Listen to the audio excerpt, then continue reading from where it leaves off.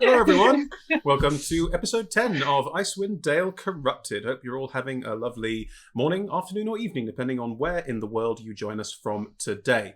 So, what are we doing? We're playing Dungeons and Dragons. For those who are unaware of what that is, it is a tabletop role-playing game. Me and the 5 people arrayed around me are all playing characters in a shared fantasy universe, and while they all play individual characters, I play everyone they encounter.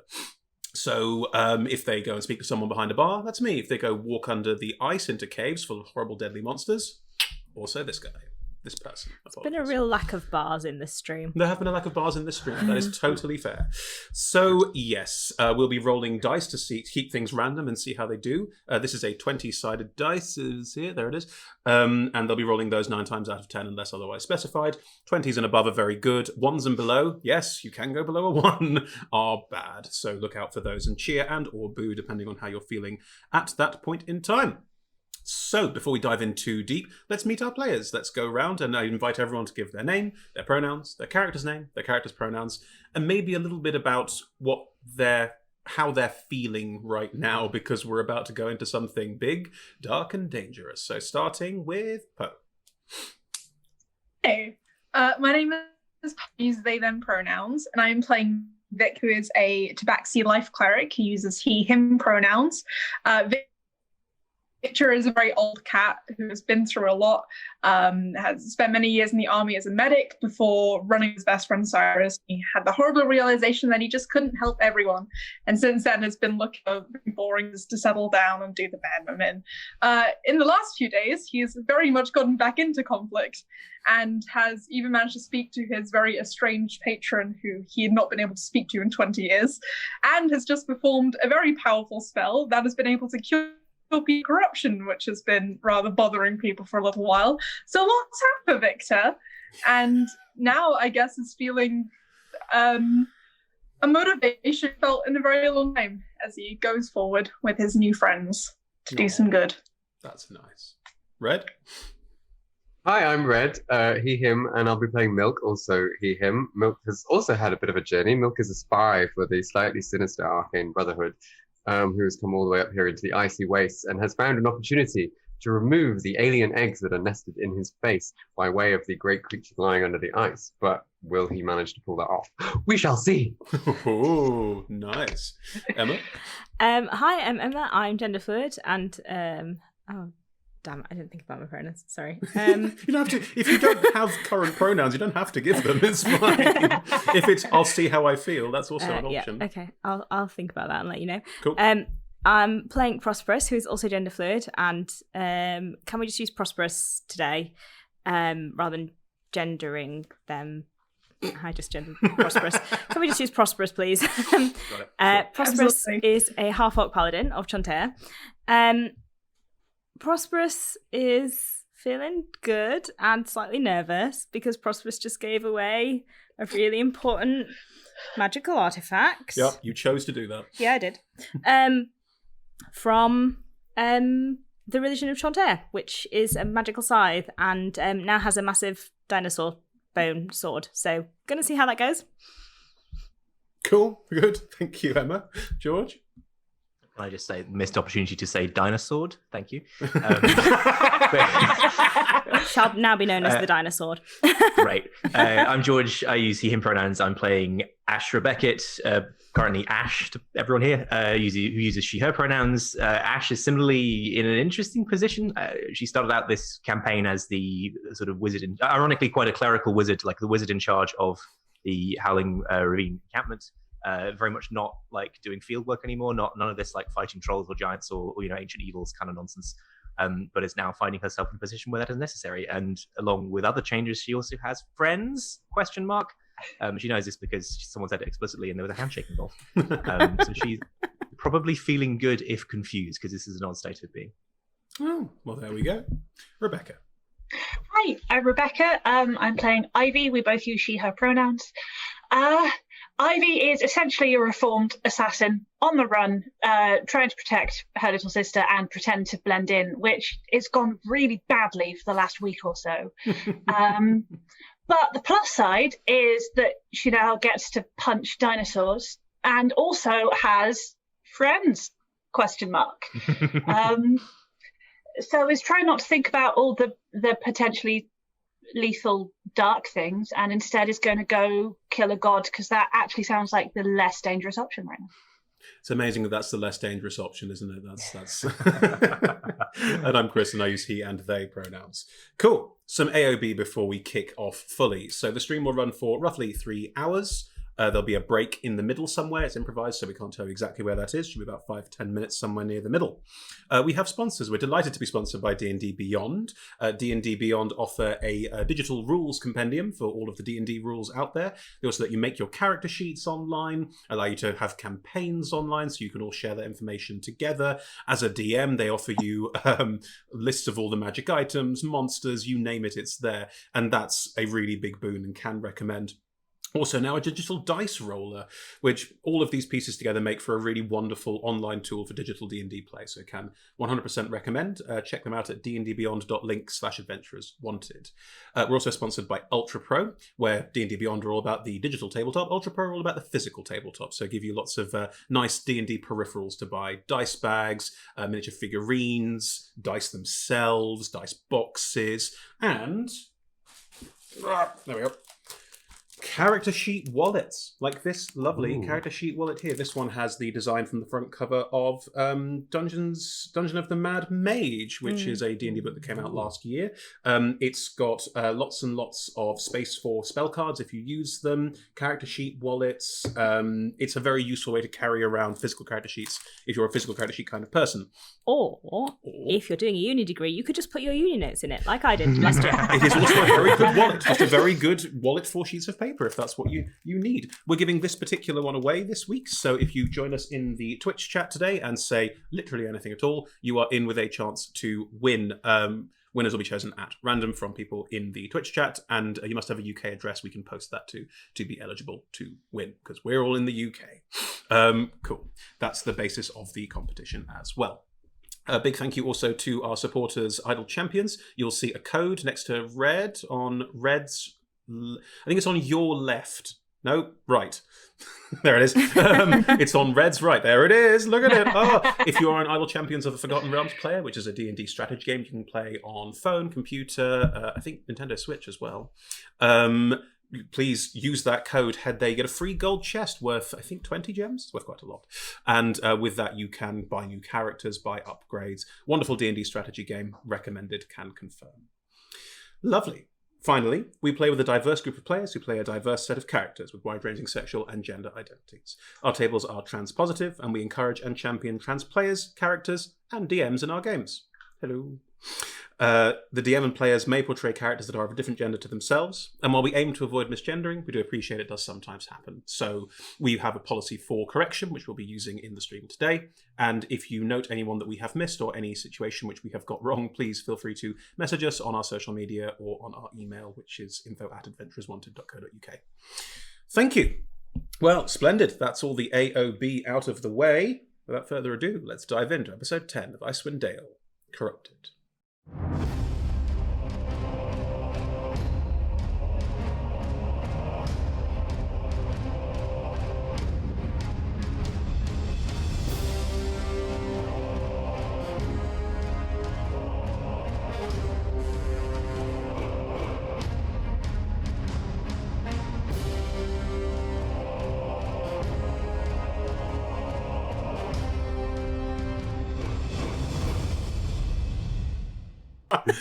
And we're back. Hey, everyone. Good.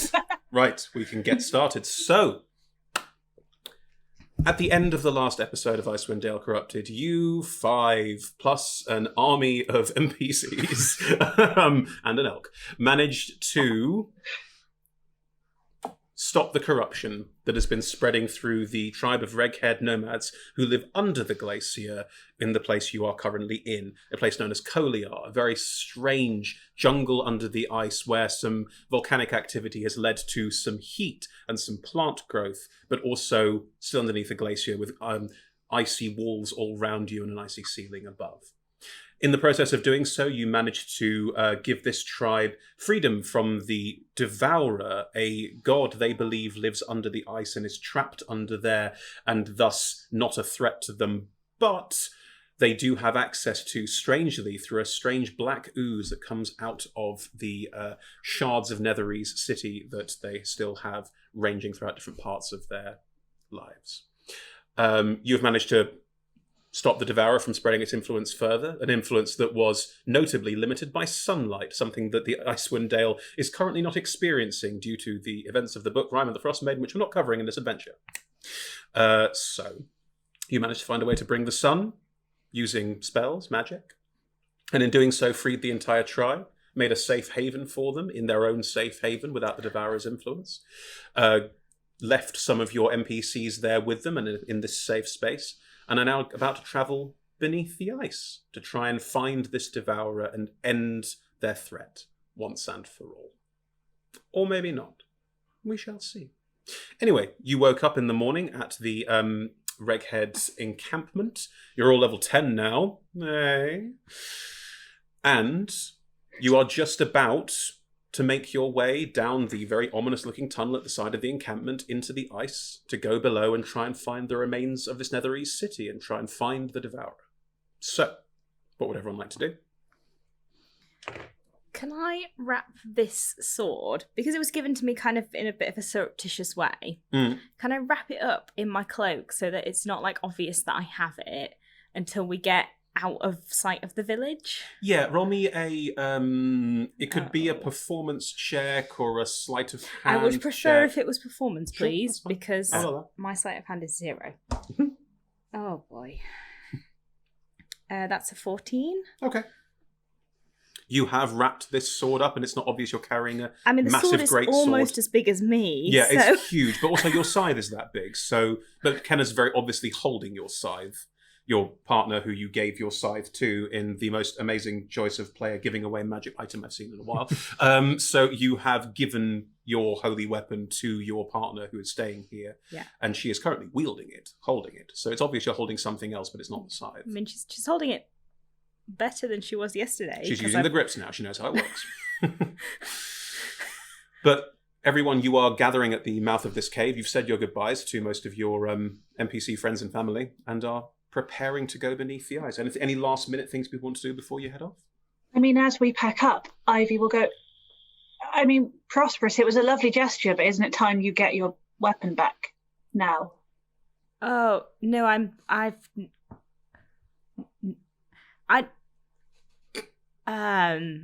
no, that's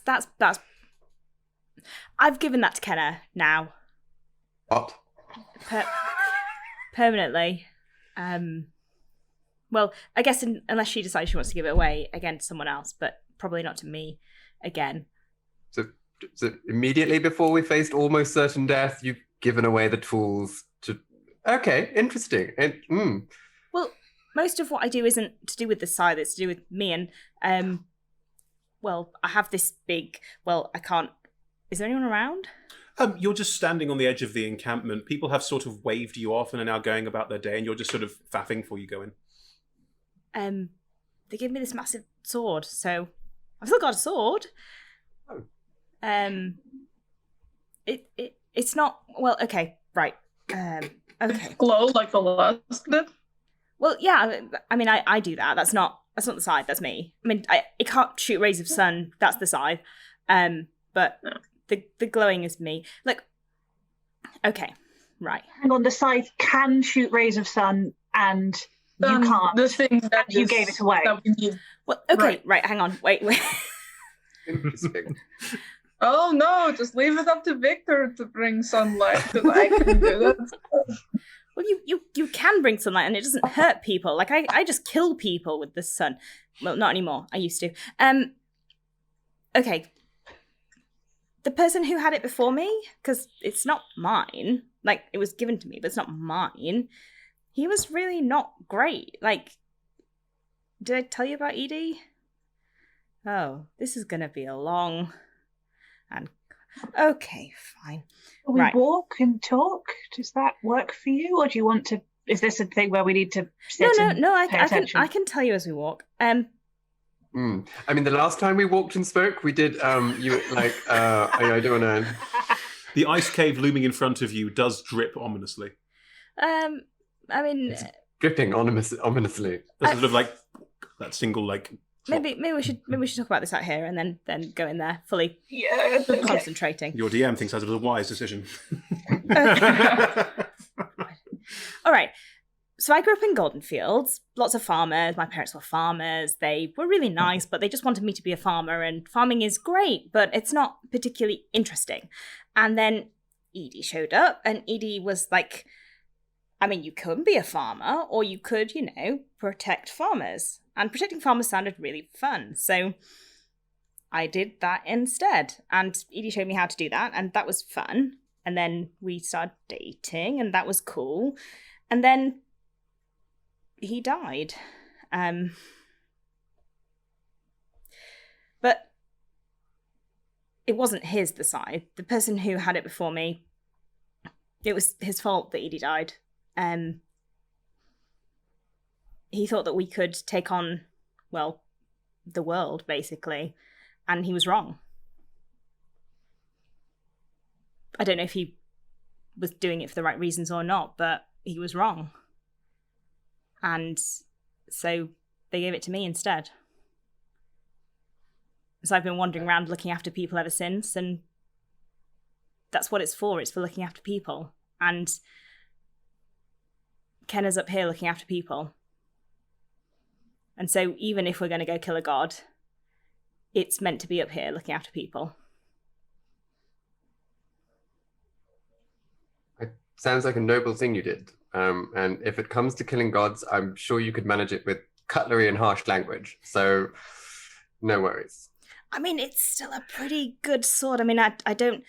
The person who gave it to me kind of gave it to me on the sly, so I'm not sure if he wants people to know, so I'm going to keep it hidden in my cloak for now, but it's really big.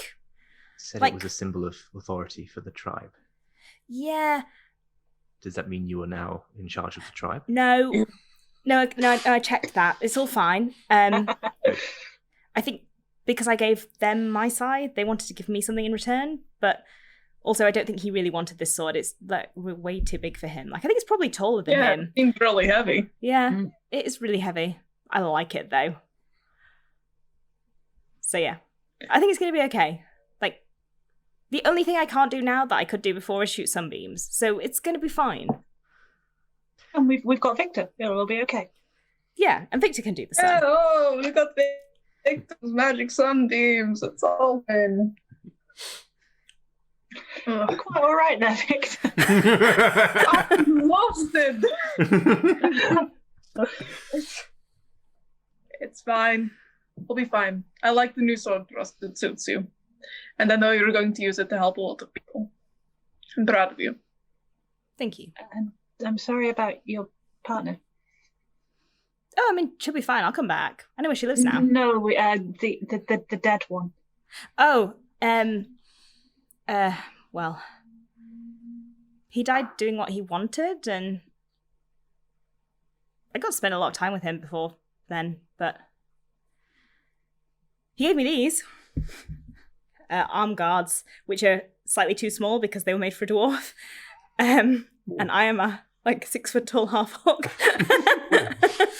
I'm chafing a little bit there. I noticed. Just, Well, I got them beaten out a bit, so they're a bit bigger, but it's nice to have something of his with me. But yeah. So.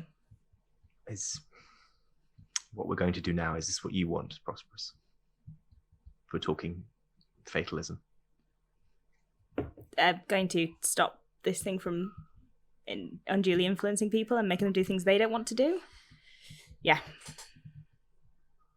It's probably for the best, given what we're facing. On that note, as we're all here collected, I just feel like I should fill you in on a little bit of detail that perhaps I have been negligent on. I don't know if you've noticed, but I have a sort of peculiar sort of rash on my face that I tend not to talk about or mention very much. Got into a bit of a scrape many years ago with being of ancient and terrible power. You know, the usual story, yawn, yawn. But I happen to think that the thing that's under the ice might be able to remove them from my face. And You know me, I love a good scheme. I have been thinking my little brain around how to turn that to all of our advantage. Now, I know I don't necessarily have your trust, but I'm asking for it nonetheless. There might come an opportunity when I can potentially help us all out of this situation a little bit, and I ask only that you give me the leverage to do so should it come up. What have you got to lose at the end of the day? I mean, any advantage is an advantage. How do you know it can help? What makes you think that? When I communed with it earlier, I did raise the subject with it, and it's always hard to tell if you can trust malevolent beings from other dimensions, etc. But nonetheless, I found it convincing. Beings of great power, one put it in there. I'm hoping another one might be able to get them out. That's essentially the sum of my logic. I mean, nothing else good has come out of this situation, so if we can get something good out of it, it seems worth trying.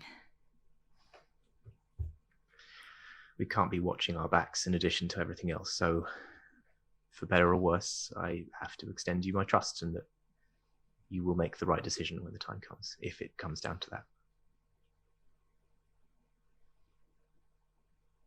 Okay. Thanks. Do they, can you, what are Constantly. They squirm. They're I don't know. I don't know how long they're going to take to grow, but Melanoe, who is here, just as so far unreferenced.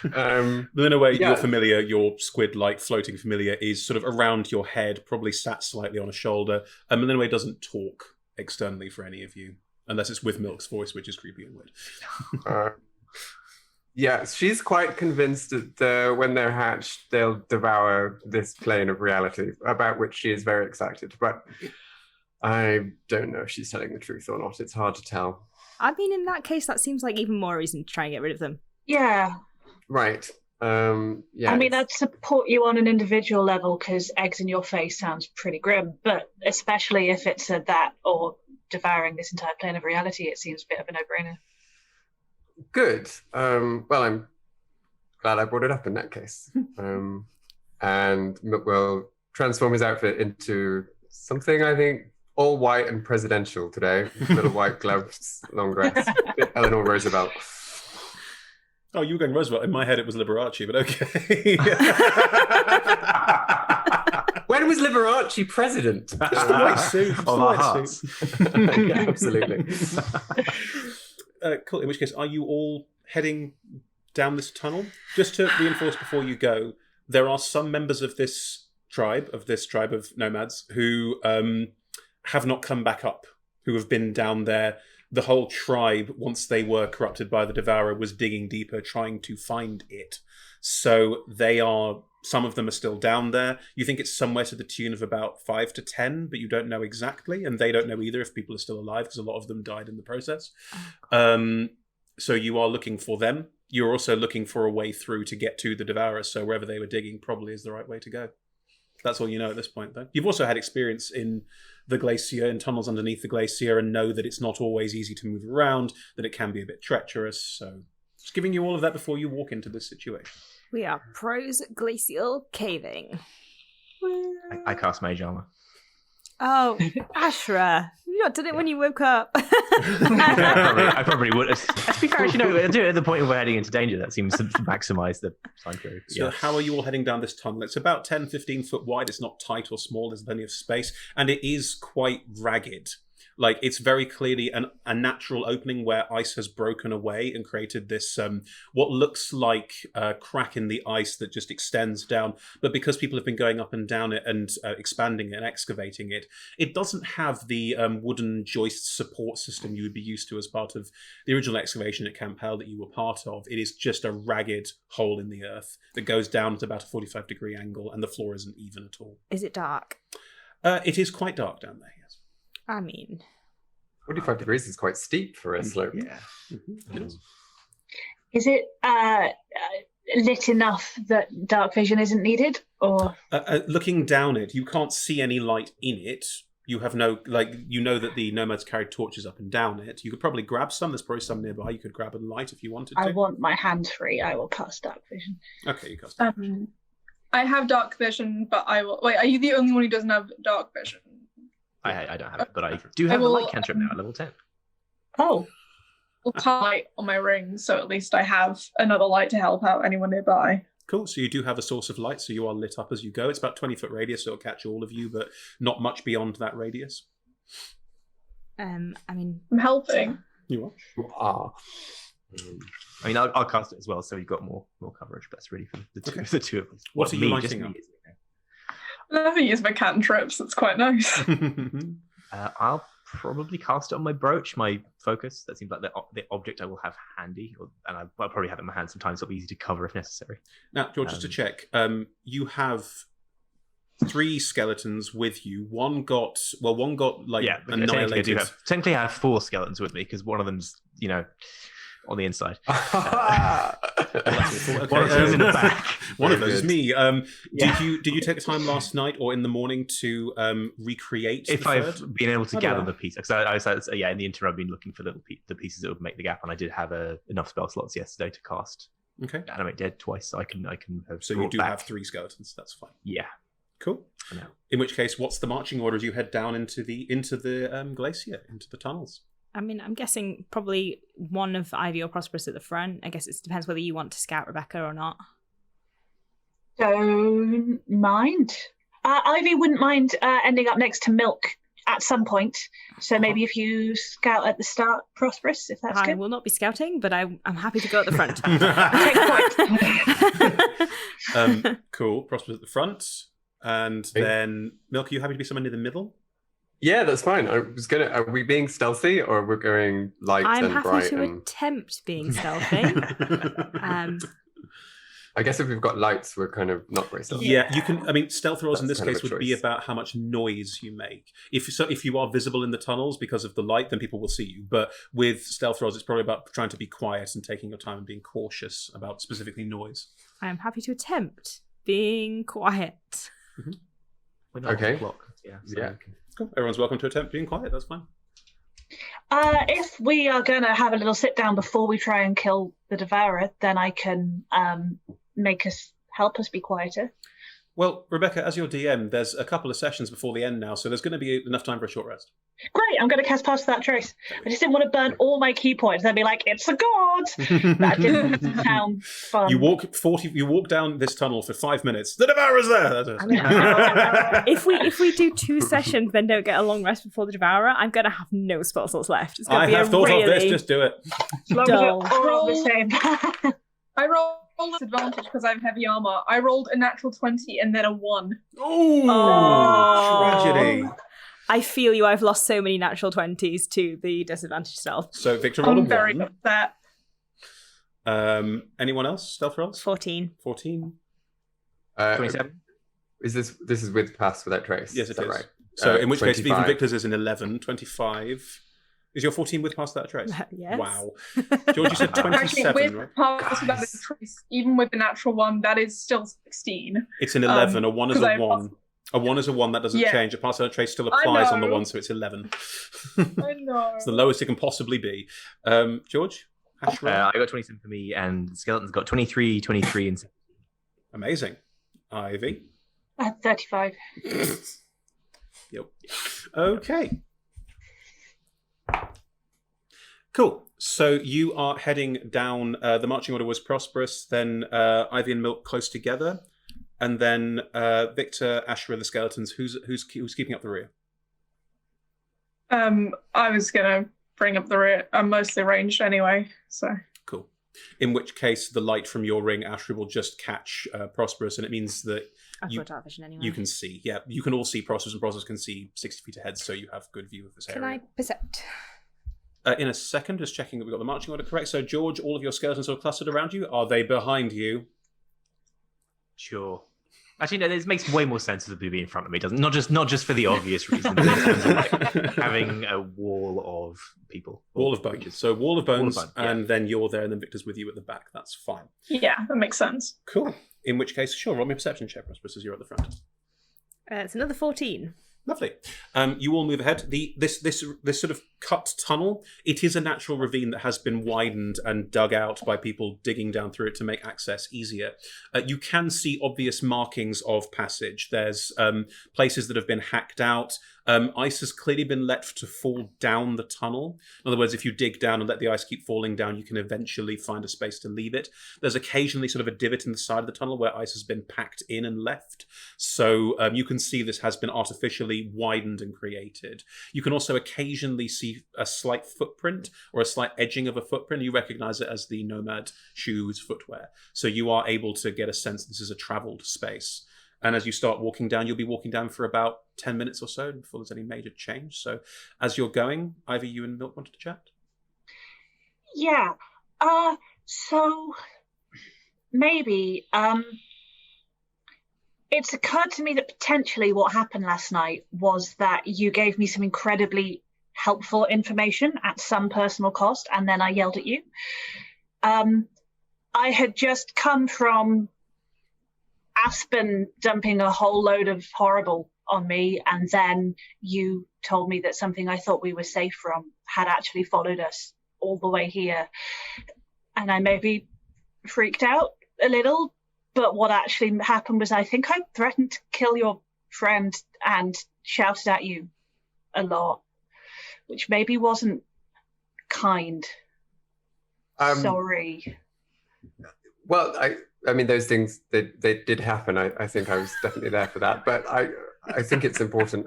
I do recognize, Ivy, that you and I are both people who've been through quite a lot, evidently, in various different ways. And I know that makes us all quite quickly, myself very much included in that.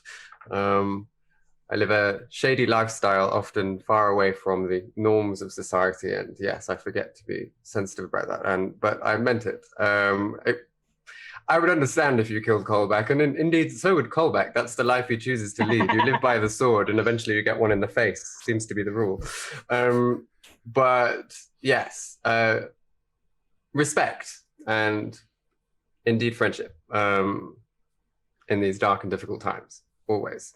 But yeah, I mean, if you can manage to not kill him, I would prefer it. He's an excellent drinking buddy of mine, despite his numerous flaws. But that is a judgment I leave entirely in your hands. I can do with, unless he is actively presenting a threat to me in Aspen, then yes, I can not kill him. That seems fair. Good luck. He's quite weak on his left side. Just, a little tip. Very good to know. And obviously, even if, I did hate you, which I don't, I still wouldn't stop you getting that dealt with. So, you've got an ally on that one. Don't worry. Cool. Friendship. I'm getting. Oh, that's 2 in a day. This is a lot. Cool. Really? There was another one? Yeah, yesterday. I maybe made a friend. One of the nomads. It was. Yeah, right. Oh, they good. Were nice. Get to know a local. Brilliant. Yeah. It was one of the Go on then. My insight was 16. Dirty 20. One of the nomads. Oh gosh, I love a local. Good for you. Soak up a little bit of local flavour. But it took a tone change, didn't it? Good. Right. Okay, Prosp'rus, with your 14, you have managed to make your way down this dug area, and you realise up ahead you can see 60 feet with your dark vision. I realise I can see 60 feet. Good. I'm enjoying this 14. No, I was asking. 60 feet ahead of you, you can see that this break in the rock, this natural break in the rock, stops. There is a very clear end to that, and it looks like it's widening out and flattening out. And again, it looks slightly artificial, like someone has been constructing around this area. And with the 14, you do hear some voices echoing back up. Everybody stop. Oh, have you unwrapped the sword? Well, yes, because otherwise it's not useful to me because it's in my cape. Okay, so you're now holding this ridiculous great sword. No, it's on my back. That's on your back. I'm not going to carry it. It's really heavy. It's made entirely of a T-Rex thigh, it would be. Yeah. Dinosaur. Also, I could cast light on that if you missed the old one. That's the 11. That right there is the nat 1 that causes this. Again, I do that. That's not the side. That's me. Right, it's you. But I could still do it. Prosp'rus, as you listen out up ahead, despite Viktor shouting from the back, you don't hear any change in the modulation of the voices up ahead. You've not been noticed. There are people in there. Ooh. Should I go have a look? Yes, Or please. Melanoe, but Melanoe keeps dying. Shall I go? Yeah. Then you'll die instead of Melanoe. No, I'm well, slightly harder to kill. Do you have more than 3 hit points? They probably won't be able to kill you before we get there. There we go. Ivy, you are passing without tracing. It hasn't been an hour, so it's still active. Are you going to sneak ahead of the rest and see what you can see? Yes. Everyone else, are you waiting 60 feet back, or are you going to sneak down a bit closer? What's the plan? Might go like 30 feet. Are we still on this? You're You're so still in the noisy. You are Got a noisy. 14. The stealth rolls carry, so if you want to maintain your stealth rolls and move forward up to about 30 feet and then kill the lights, I would say that you can remain unseen and unheard. So you're within 30 feet of the ability to get out of the bottom of this tunnel. Doesn't Then mean that we're only one round away. I think that's better. from the bottom of the tunnel, you don't know how close things are. But I will use my new trick, Ascendant Step, and cast Levitate on myself. Oh. Levitate means you can only fly up and down. So there's no forward. There's no forward momentum. Do you want one of us to like grab your ankle and like pull Oh you? yeah, that would be marvelous. Thanks. Yeah, do that. Otherwise, yeah, but I don't have to use it, do I? Like I can have it cast. So, like in case something actually How long fighty does it happens. last? A while. Is it concentration? 10 minutes. And it's concentration. Yeah. Cool. So you cast Ascendant Step on yourself. You cast Levitate on yourself, but you don't do anything. It's just you're ready to move if you need to. Oh no, it's more hilarious if I go up in the air and Prosp'rus pulls me along. I will pull. You sort of gorgeous. float up slightly, Prosp'rus, because you're now having to drag along, and Milk, you're having to move downwards to get the angle right. So it's a slightly sort of. Don't look at my skirt, P. I have no intention of doing so. As you make your way down to 30 feet, Ivy, you're scouting up ahead. Please roll me another stealth check because you're moving ahead into. Speaking of moving ahead, I've just seen with my level up, I can move 60 feet around. Yes, I'm aware. Wow. That's not good for Ivy. That's a 12 plus a 9, 21. Oh, but pass without trace, 31. We're fine. That is good. Oh, they don't see you. Right. Oh. Chris rolled a 3. I wouldn't even look at the dice. There's no way they could have seen you. As you move down the tunnel and into this space, where it opens out, you can see why it opens out.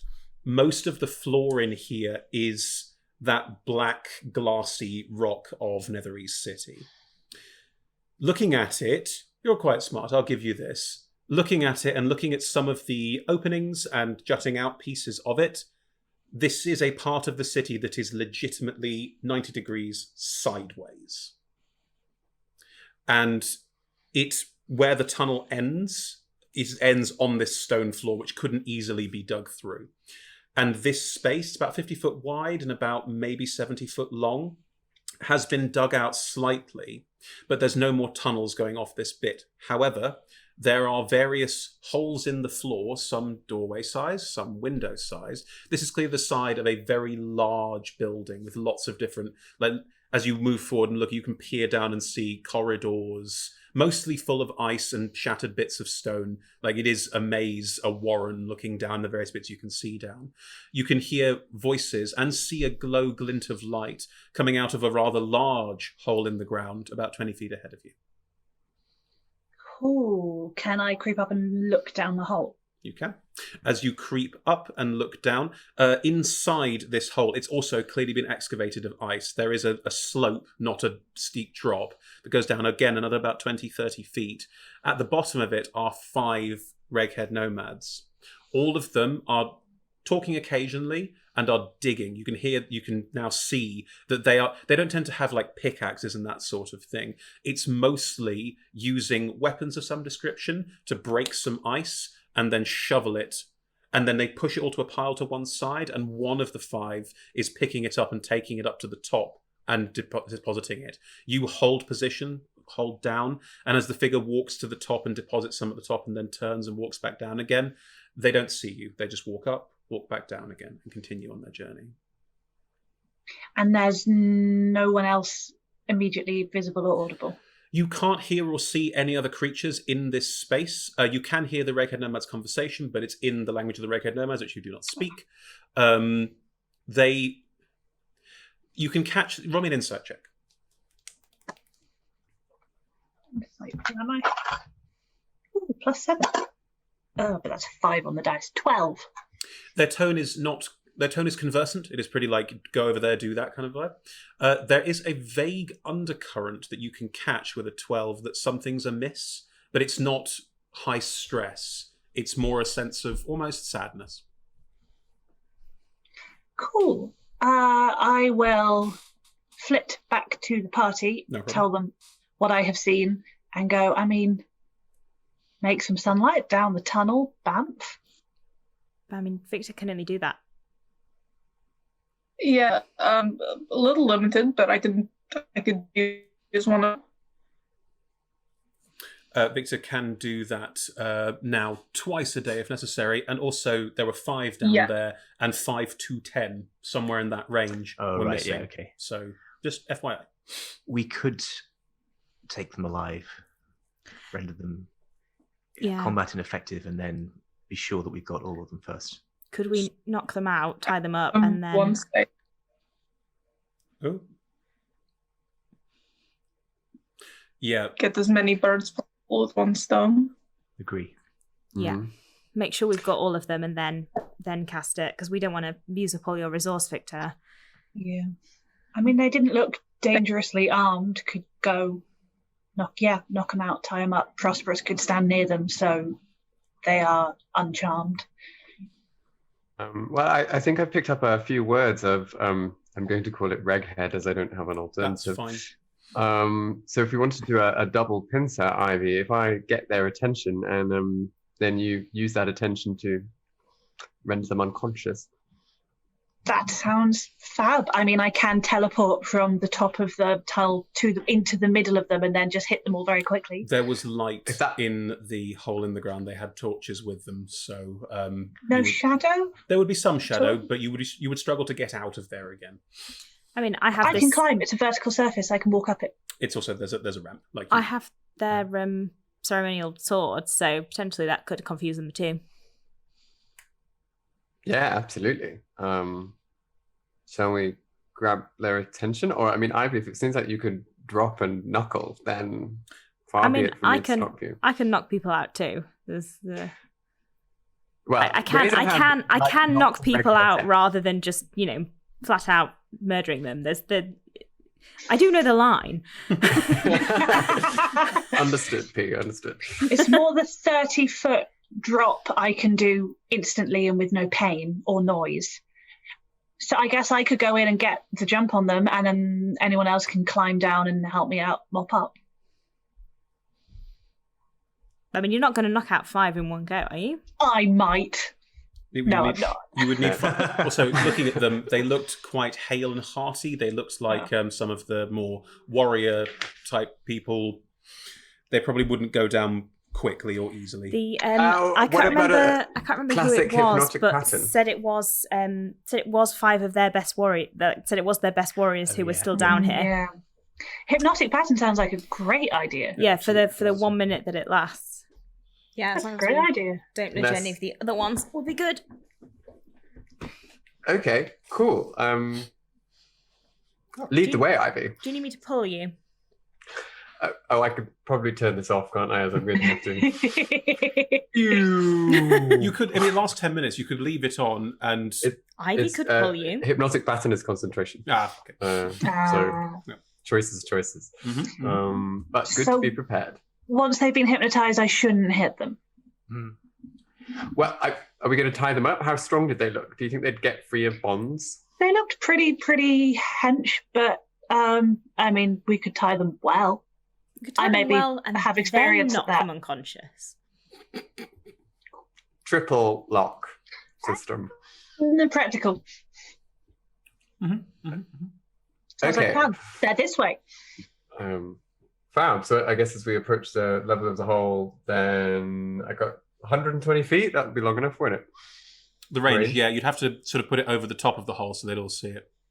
So you can you can all move 30 feet down. What I'll say is if you want to maintain stealth and the lights are out so you can keep quiet, you can time it with Ivy's help for when the figure has just deposited ice at the mouth of this door in the floor, and therefore have a good minute to all move down and do things before you'd be obviously visible. Because no one's stealth roll was impressively high enough as Ivy's to be able to avoid people seeing them. So if you all move down right when Ivy gives you the point, you can then Milk. You can do the hypnotic pattern, and that will be the start of initiative because that's a surprise round. So Can I prepare by getting my 50 feet of hempen rope out of my backpack? yeah, of course you can. That's totally fine. Wait, we need to not be lit. Is that what you're saying? You're currently not lit up. Both of the people who cast light have doused the light because otherwise you couldn't have got that close. So you're saying I can't channel divinity? Is that what you are? You can, but if you do it at the same time as the hypnotic pattern, then that would be the I start will of channel initiative. divinity at the same time as the hypnotic pattern, Grand. Okay, Please. you can do that. That's fine. so that I do not have to do it in initiative. Can you, as we do this, let's do all of the. Is anyone else going to do anything while hypnotic pattern is being cast as a prep thing? I'll have one of my skeletons ready to get a torch out. I'll have it out and ready to light it so that I can see again when we go. out. Channel divinity creates Oh, 20 fine. feet bright light and Great. 20 feet dim light. Awesome. Right. No. In which case, I will bring the light. Sorry. Wrong god. In which case, right. Everyone moves down half speed, being careful. Ivy gives a sort of now as the figure moves back down into the hole in the ground, the door in the ground, and is clearly part of the digging process. Milk, are you casting hypnotic pattern? Yeah, so down in this hole where there's a cluster of people, some startlingly dazzling white lines appear around the wall, and I need anyone who's in that 30-foot cube down there to make a wisdom save, please. Lovely. I shall. So there's 5 of them. 17 to beat. 17 to beat. Oh, nice. 1 fail. 2 fail. 3 fail. 4 fail. All 5 fail. You don't know that. You just know that you did it. You did it. Prosp'rus, you activate the sword, and there's no need for initiative. They're all hypnotic patterned. So as you run forward to see if anyone's there, looking over the edge, Prosp'rus, you're the first one there. And Ivy would be the first one. Well, there. Ivy, you're It's running way with, so faster. you're both there.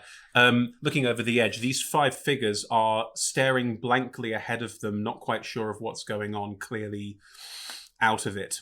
Look, see, I told you, all me. All me. The dinosaur is glowing with golden light. It's very good. That's pretty. I mean, got I a know minute. your side was lovely, but that's cool. And then I bounced down the hole. Cool. Start tying them. I have a question. Yes. Do we need to save against the spell if we go into it?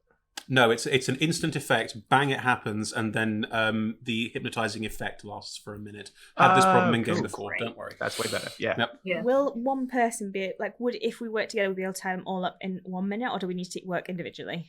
In a minute, tying someone up would take 6 seconds. So you have 10 attempts to tie them up, and there's 5 of you. Can I work with Ivy? You can run down. Yeah, it's only 20 feet down. It's an incline, but you can get down it As in, safely. if we work together, one of us rolls with advantage rather than working separately? I Yes, would I'm like totally to fine give with it. Ivy advantage. That's perfectly fine. Of course you can. Great. Sleight of hand, I presume? Yes, please. Cool. Prosp'rus and Ivy, you are tying up people down the hole, as discussed. Viktor, Milk, Ashra, can you all make me a perception check, please? Oh, no. Do my skeleton get a perception I check? sure I'm happy with can. no, because that's a I lot of don't dice rolls. think so. Fine. That's absolutely fine. I That guess they is wouldn't tell me if they 21. saw something. 21 for Viktor, thank you. 24. 24 for Ashra. Wow. Ooh, natural 20 for Milk. Don't roll those very often. I didn't roll a nat 20, so as the two heavy hitters have jumped down into this hole and are starting to tie up these reg-head nomads, Ivy, can you start rolling me 5 checks? You want to tell me what's the pass mark so I don't have to remember lots of numbers? Or No, just remember the 5 numbers. I'll remember 5 numbers. Because it's not a pass mark, it's I know how well they're tied up. Viktor, Milk, Ashra, you will notice pretty much simultaneously the various holes in the ground here that are clearly windows and other doorways and things like that in this space, there's a faint light blue glow that you just about catch that's coming out of three of these entrances. And it's starting to get brighter. You notice it very quickly that something's going on, but you don't know what it is. You were all speaking quite loudly, and with a roll that high, I will allow. The nomads were not speaking as loudly as you were. I see. Prosp'rus, Ivy, you're tying up people in the hole. What have you got? 22, 22, 21, 21, 14. Cool, thank you. Right. One of them is tied less well than the others, probably because of this. Is anyone shouting down the hole? Have we seen anything? You've just seen a strange bluish-white light getting stronger. It is everybody tied up. That is. Those 5 are now tied up, yes. Then I cast Ascendant Step again. It is this area that there's about 20 foot above your head, so you do sort of like you do float up quite high. Oh, okay, great. Can you do this whenever you want? Yeah, that's at will. Amazing. Nice. Oh, Wait, great. so it Have becomes fun. obvious that they're not hypnotic patterned anymore. Oh yes, because you can't. They're still incapacitated. Oh yeah, It's concentration. they're isn't it? not. It's Hi. concentration. Yeah. Oh, Gonna but they're run- tied up. Right. Gonna run out of the hole because why would you drop it early? Okay, Prosp'rus goes Oh, out. Ivy, are you right. staying there? I will have a quick, we're here to help, everything's fine, and then teleport back What's out again. going on? No, and they start trying to break their bonds because Prosp'rus isn't nearby. They're still affected. I was going to knock them out. How quick would it be to knock out 5 5 tied attack up rolls, so for you, people? 12 seconds. I will do that. I think it's more Cool. important than having them all sad. They do have That's all right. 67 hit points, so it'd be quite a lot to knock them all out. I will say, because they're tied up and because you're specifically going for like knock them all down, get them all to like be knocked out and down. If you can roll me 5 attack rolls, let's see how we do. Okay. Plus 9. Okay. That's 19. Yep. That is cocked. That is a 22. Yep. That's a natural 20. Yep. So 29. Yeah. That's a dirty 20. And that is 24. Lovely. You look around and just go, sorry, and just run around and hit them all. They're going to be dazed, knocked to one side, out of it. No damage taken. This is just trying to knock them out for a minute. Great, I'll take that. Thank you. And then can I bamf up top? Of course you can. Once that's Prosp'rus, you're done. running up as well.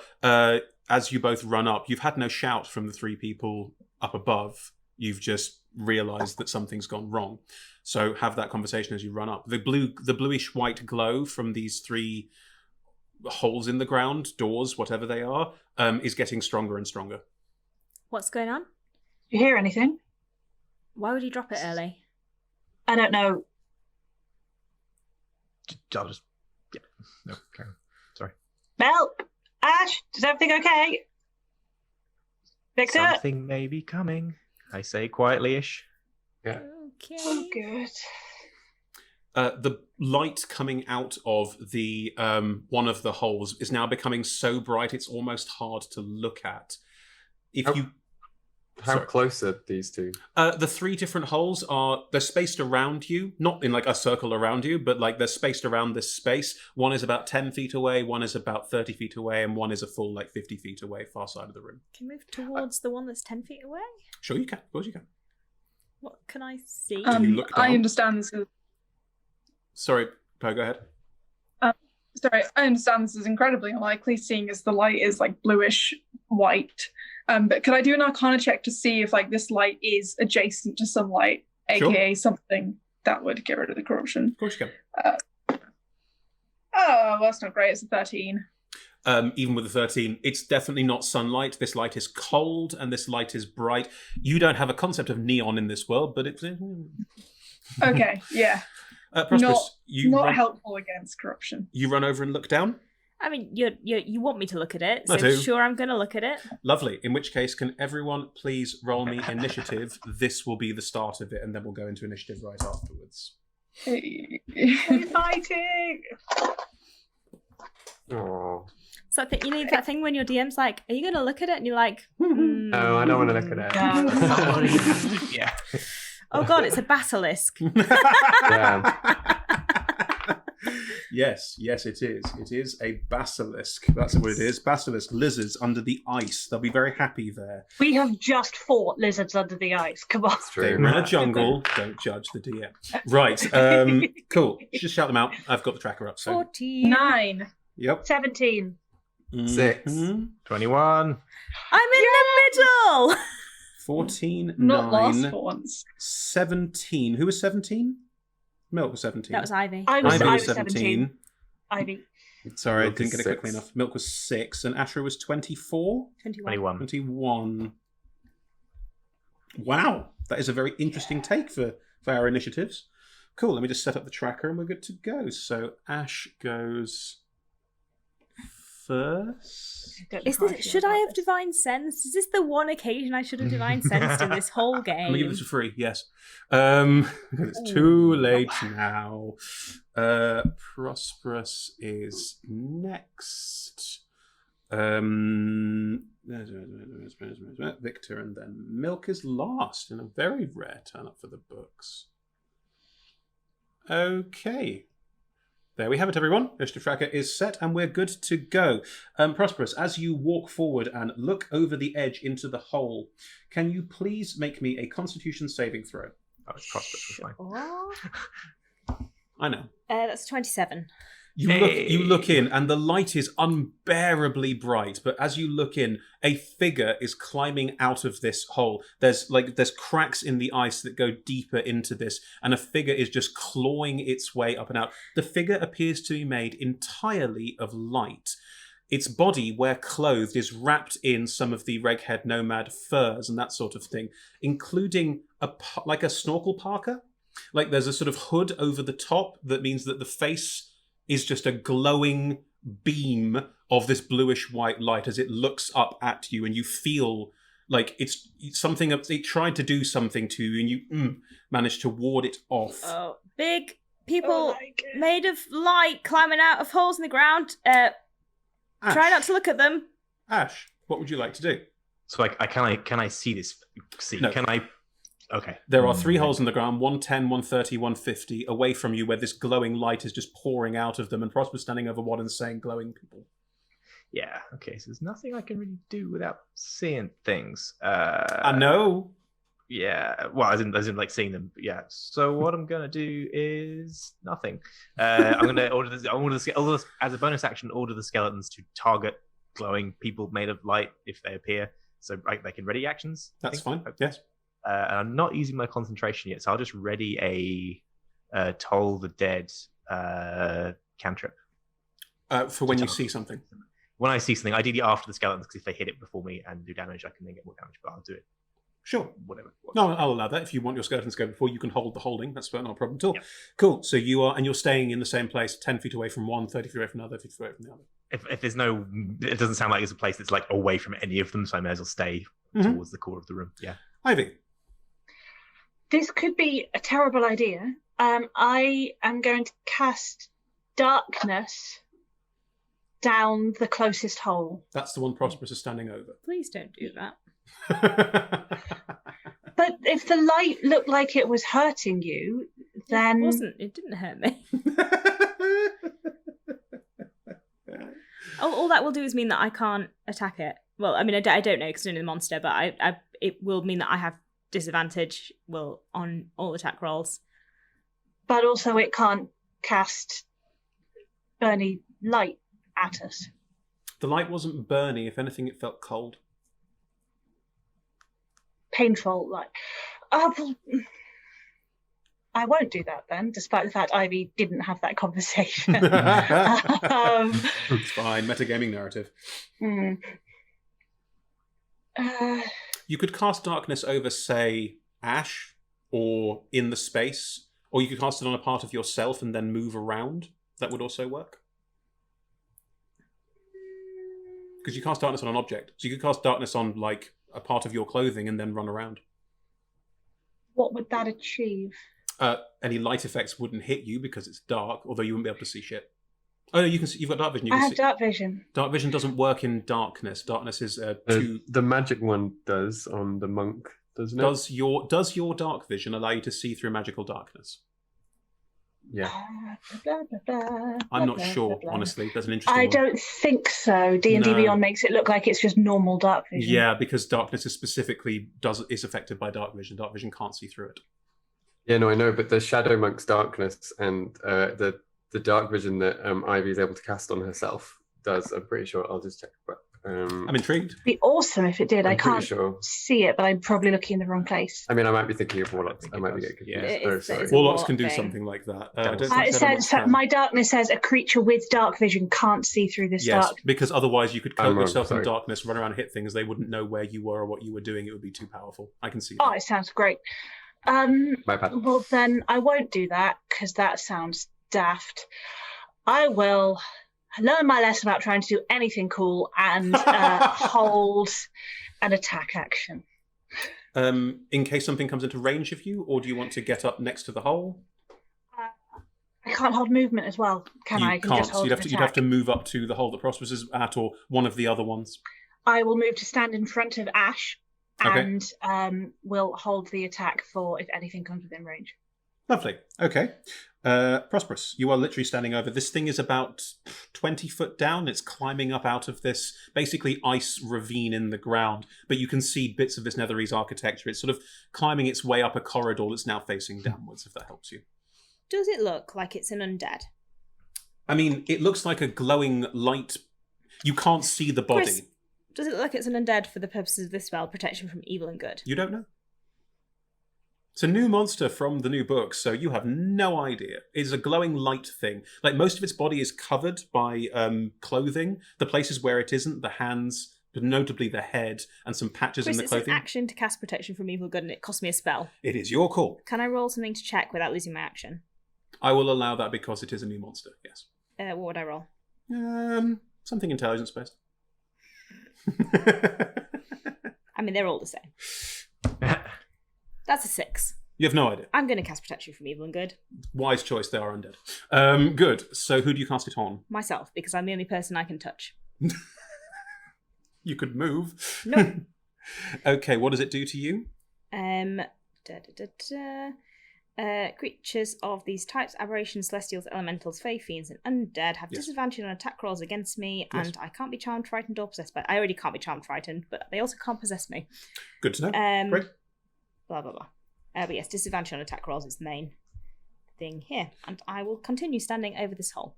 Cool. The one that is climbing out is going to continue to climb out and climb out in front of Prosp'rus. You can all see this creature now. George, would your skeletons like to attack it? They really would. You can now see that what it looks like is a humanoid, but instead of any noticeable features, it's just glowing white light. Like the front of a snorkel parka with a torch shining out of it is the best I can give you in terms of that visual. And we don't need to make a constitution check now we can see it. Nope. Great. Why George, did I? you Is look it at it. within a so certain bad. range? You'll see. None of them are ones, but they're all terrible. That's a 6, an 11, and a 9. I'm afraid the arrows ding, ding, ding, bounce away. The light is unnatural and strange and casts a very strange shadow around as it does sort of move around, as it pulls itself up and out of the hole in front of Prosp'rus. It is quite hard to see, perceive, work with. Ashra, you had a Toll the Dead held. I will do that. That is a wisdom saving throw from the creature. Uh-huh.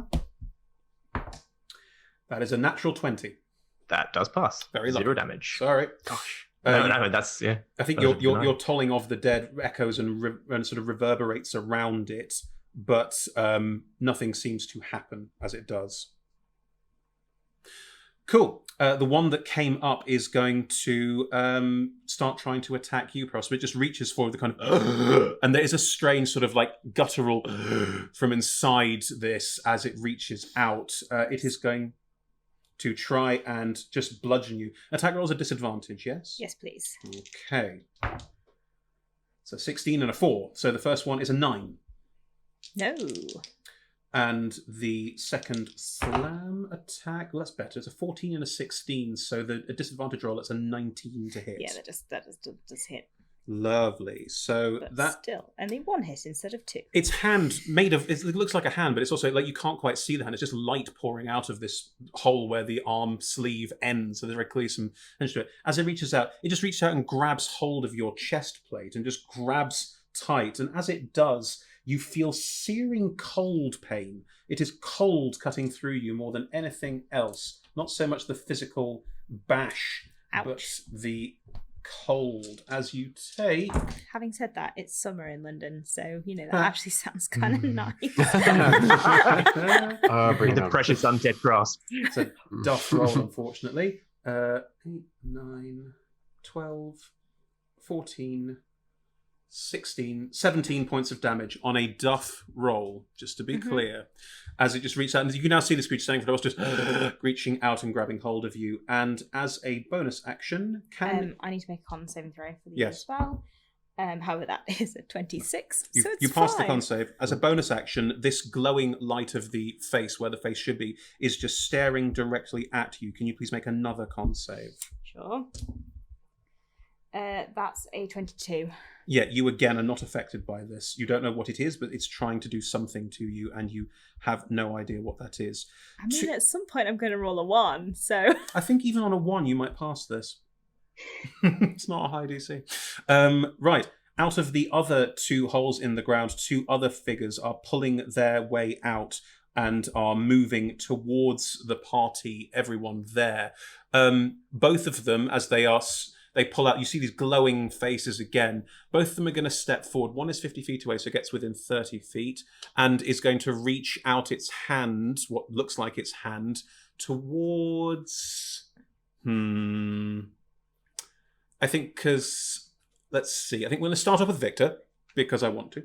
That's... Okay. That's a natural 20 again.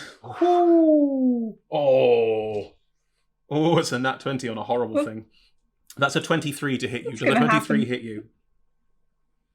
It does. The light from this hand sort of plays across your features, and you again feel this intense cold racking you. Yeah, I've rolled 17 damage, so doubled. That is 34 points of cold damage as this glowing light from it just glows across you. However, you're not within 20 feet, so you're not affected by the blinding light of it. The other one that was... Blinding. Yeah. The other one that was 30 feet away is going to get out of its hole and stumble forward about 20 feet. It wants to find something physical to attack, but you're all sort of out of range. So it's going to try and reach out with its cold, and it's going to try and affect Ivy. Hello. Ugh, a 5 won't hit you. So it reaches out and the light just passes over you and doesn't affect you. It's not so much that it misses, it's that the light doesn't burn in the way that it should.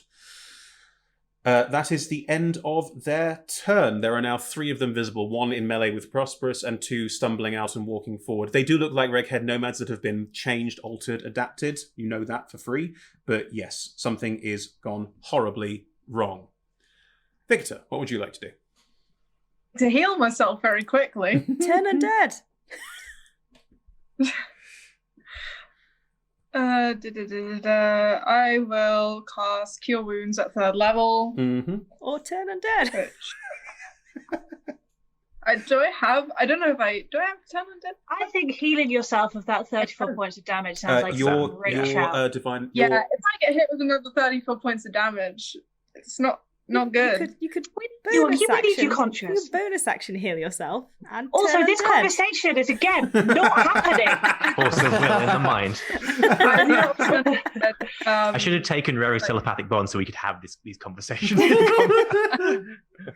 Anyway, I will do wounds. That is 2, 6, 3, which is 11 plus 3 plus 2 plus 3, which is 8. So that's 19 points of health back. Great. Love that. And then I can't do a spell for my bonus action, can I? If you use a spell for your main action, no, you cannot. Yes. No, cool. Always have to double check that. Yep. No, it looks like that's it. Remind me, how far away are all these holes from each other? The creatures are now 2 of them are within about 20, 30 feet of the party. One is in direct conflict with Prosp'rus, and the other is nearby that, about 20 feet away. One is a bit further away. One is still a good, 30 to 40 feet away from the rest and is stumbling forward. It started further back. Yikes. And Milk's about 20 foot up. Good choices. Yeah. Nothing else I can really do with my turn, I'm afraid. Bit of a selfish action. I think I'd like to stay where I am. Cool. It's not no, selfish. You keep the rest of us alive. Yeah. It's all good. All right, that's me. You are floating up near the ceiling. Just geography. Are they all like coming from the same direction? They're all coming forward. They're not in a line, but they are all generally coming from one direction, yes. Okay. Did they look physically strong or fast? These are the... They are quite shambling. There's a quite zombie-like gait to them, Okay. but they do look like they're not small physically. They're human-sized.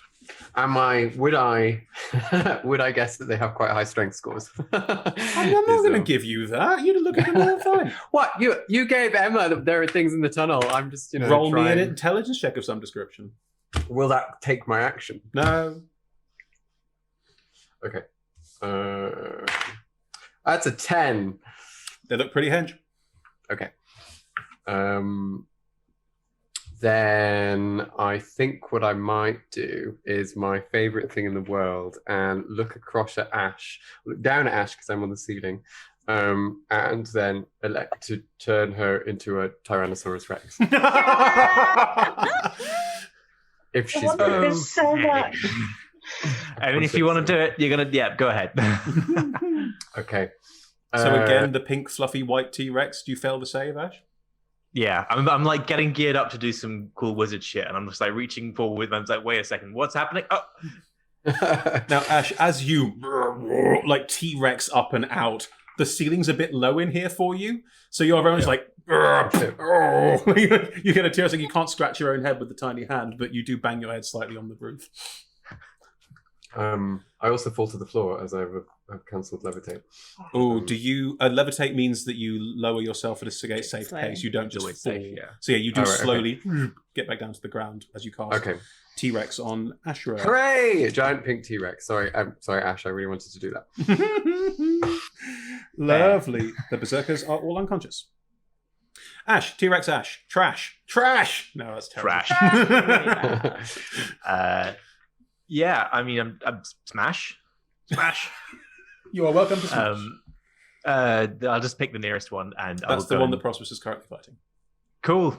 Fighting side by if Prosp'rus is engaged, I'll pick a different one because There's one also walking up nearby that is quite close. There's one slightly we'll go further with this away. one. Okay. Stomp, Boom, boom. stomp, stomp, chomp. So that's a plus 10 to hit. Oh. These creatures are genuinely creepy. They're like the front cover of the thing. There's just light pouring out of a snorkel parka. But exactly there's what also I a pink imagined, T-Rex, so Imagine how dark this would be without milk.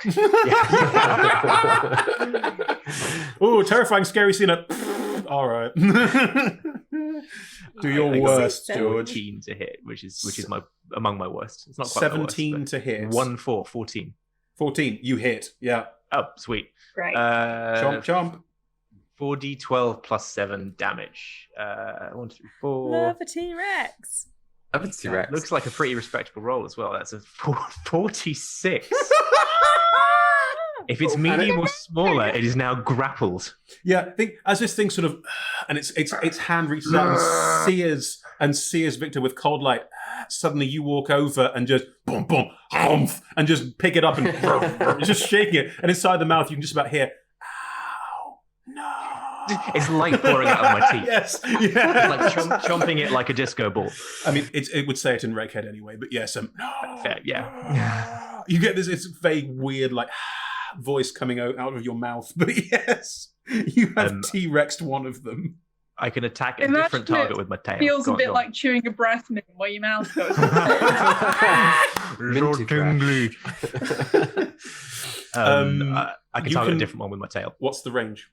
10 feet, but I have 50 feet of movement, so if I didn't have to move too far. You can step to get the third one, the one Prosp'rus is engaged with, and give it a proper good whacking. tail whack. Okie dokie. Oops. That is a 23 to hit. Goes flying out as you hit it with the tail and send it absolutely flying. Roll me the damage on that. That's 19 points of damage. Yeah, I knew it would suit her. I know what you're all thinking. Thanks, Milk. You know what, peeps? I try my hardest to make things atmospheric, and thank you all for just shattering that. Good. Yeah. Worth it. Ivy, you were standing in front of T-Rex Ashra. Trashra. Yeah, I was there to protect her. Yeah. See that is no longer needed. I will take the tail. My what? apologies. Your skeletons go on your turn, Ashra. You can't give them new orders because you're a that's T-Rex fine. They were told now. to shoot things. Yeah, so they can shoot things. I kind of that's fine. As Ivy runs towards the one you just tail whacked, more arrows go flying out. Are you shooting the one non-Prosp'rus? The one that you tail it's whacked? kind of up to you. They probably target the same one, lacking more orders. They can't shoot the one in your mouth because it's in your mouth. Yeah, no, right. But they attacked the one near Prosp'rus last time, right? Yes, then that's keep first attacking one, that one. That's good. And then Ivy can go and take out the other one. A 13, 22, and 17 to hit. All three of them hit. Yes. Cool. That's time. Not gonna see damage. that. Damage is d6 plus. It's not plus 2. It's more for my thingy. So that is 13 plus 19 plus. Sorry, my necromancer maths. It's all right. It's I'm not used to them hitting, so I'm not used to working this out right. And it gets an additional plus 4. So what did I say? 19 to 31. Sounds right. 12 and 19. Yeah. 12 and 19 is 31. Yes, is that all three attacks hitting? Yeah.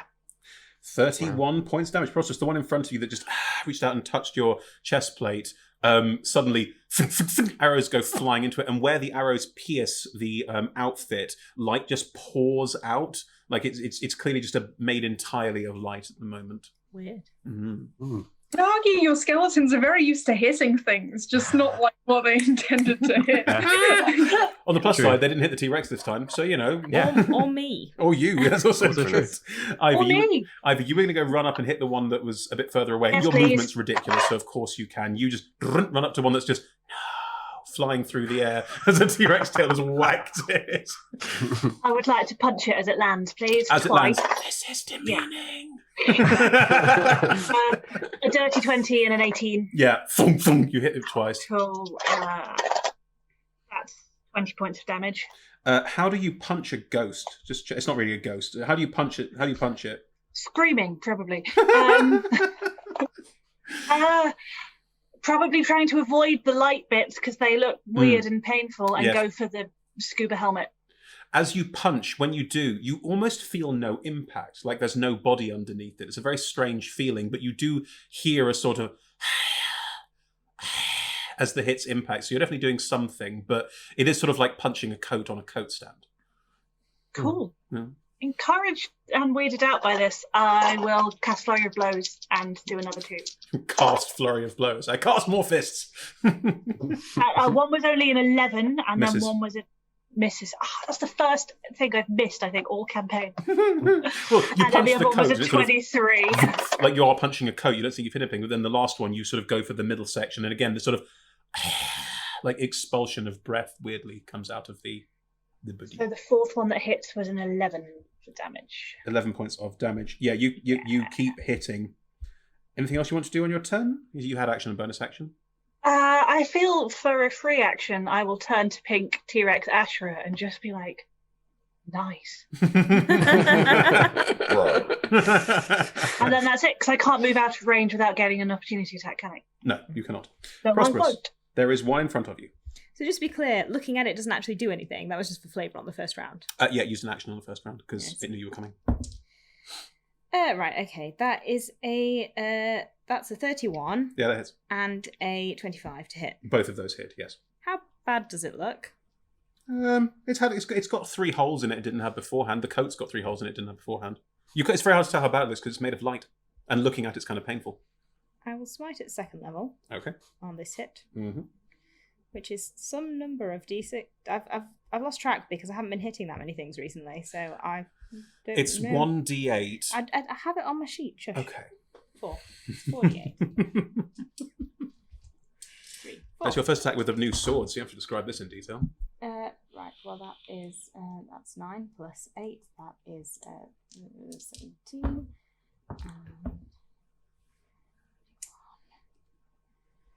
24. 28 points of damage as I Describe your first hit with this cool new sword. am trying to kneecap it. Boom. Just in one big overhead strike, just. Oh, it's too heavy, so it's all like the weight of the sword. So you almost lift it over your head to get the downswing, and just all of the momentum of this gigantic heavy sword cuts it, bisects it at the legs, and as you do, the cloth there just falls away and light's pouring where these limbs would be, but you haven't actually removed any corpus because you can't. You have cut it, like it does make a horrible noise as you swipe along, but it hasn't fallen to its feet or anything like that. Right, okay. Does it still look pretty decent? Still pretty decent. It's a being of light. You can't tell. I'll do a first level smite. Okay. Right, we get to roll both of those again. Right, okay. 11. Great Weapon Master on top makes it even more complicated. 19 add 4, which is 23 points of damage on the second one, and I'm going straight in over the head. That's exactly the hit points I had left. Yes. So as you chop down, as you cut through it straight over the head, you bisect the snorkel parka over the face, and as you do, the light like glows out really, really bright, and then winks out, and the clothing just I'm collapses ending to like the ground. with the sword, like 2 hands, sword on the floor, like Nice. quite happy with this sword. The one you have destroyed cannot do any actions because it's dead. Right. Ashra, the one in your mouth. It's restrained and grappled. If it's restrained means it cannot make Grappled attack and rolls. restrained. It's the disadvantage on attack rolls, I believe, and attacks against it have advantage. Okay. It's going to try and... Can I... How far away am I? Sorry, I didn't do anything else on my turn, but I killed I'm that sorry. one. Yes. How far away am I from the one that's attacking Ivy? You could get to it. 30 feet? Can I run over and kind of make myself more of a threat than Ivy because I'm still protected from good and evil? Yeah, of course you can. It's Thank fine.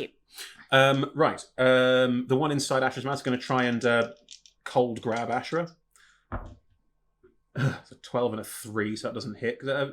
Actually, I'll just check. Because T-Rexes have a low AC. Does an 8 hit you? No. It's even worse. No, inside your mouth, it can't do anything. It can't attack. It can't do... Disco. The one on Ivy and now Prosp'rus is going to try and strike out at you, Prosp'rus, with disadvantage.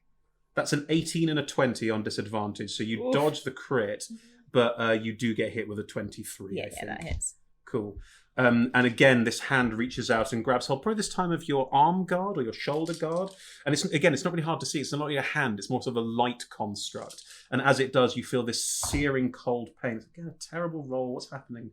That is 15, 16, 17 plus 6, 23 points of damage to you as this cold just creeps down your arm and numbs it. That is a 14 on the con saving throw. 23 means you had to get an 11 or higher. Yeah, that's so fine. You just pass it. I did not just pass it. I passed it by 3.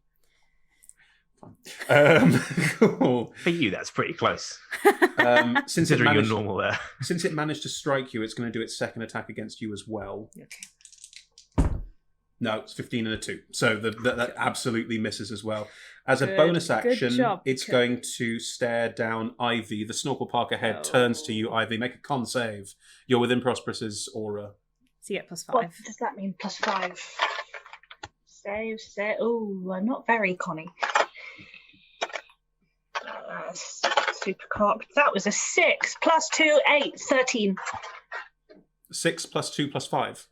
Yeah, it's 13, right? 13. The DC's 14. Ha ha! No, I get 1 in. As it looks at you and stares you down, you are blinded. Oh, that's The light exciting. blinds you entirely as it stares you down. Oh, no. Great. You are blind, you cannot see. Good. Viktor, your turn. Everyone else has now basically run forward and done things, apart from Milk, who's just sort of landed delicately on the ground next to you, looking in a white suit, quite like resplendent. Like, now it's Liberace.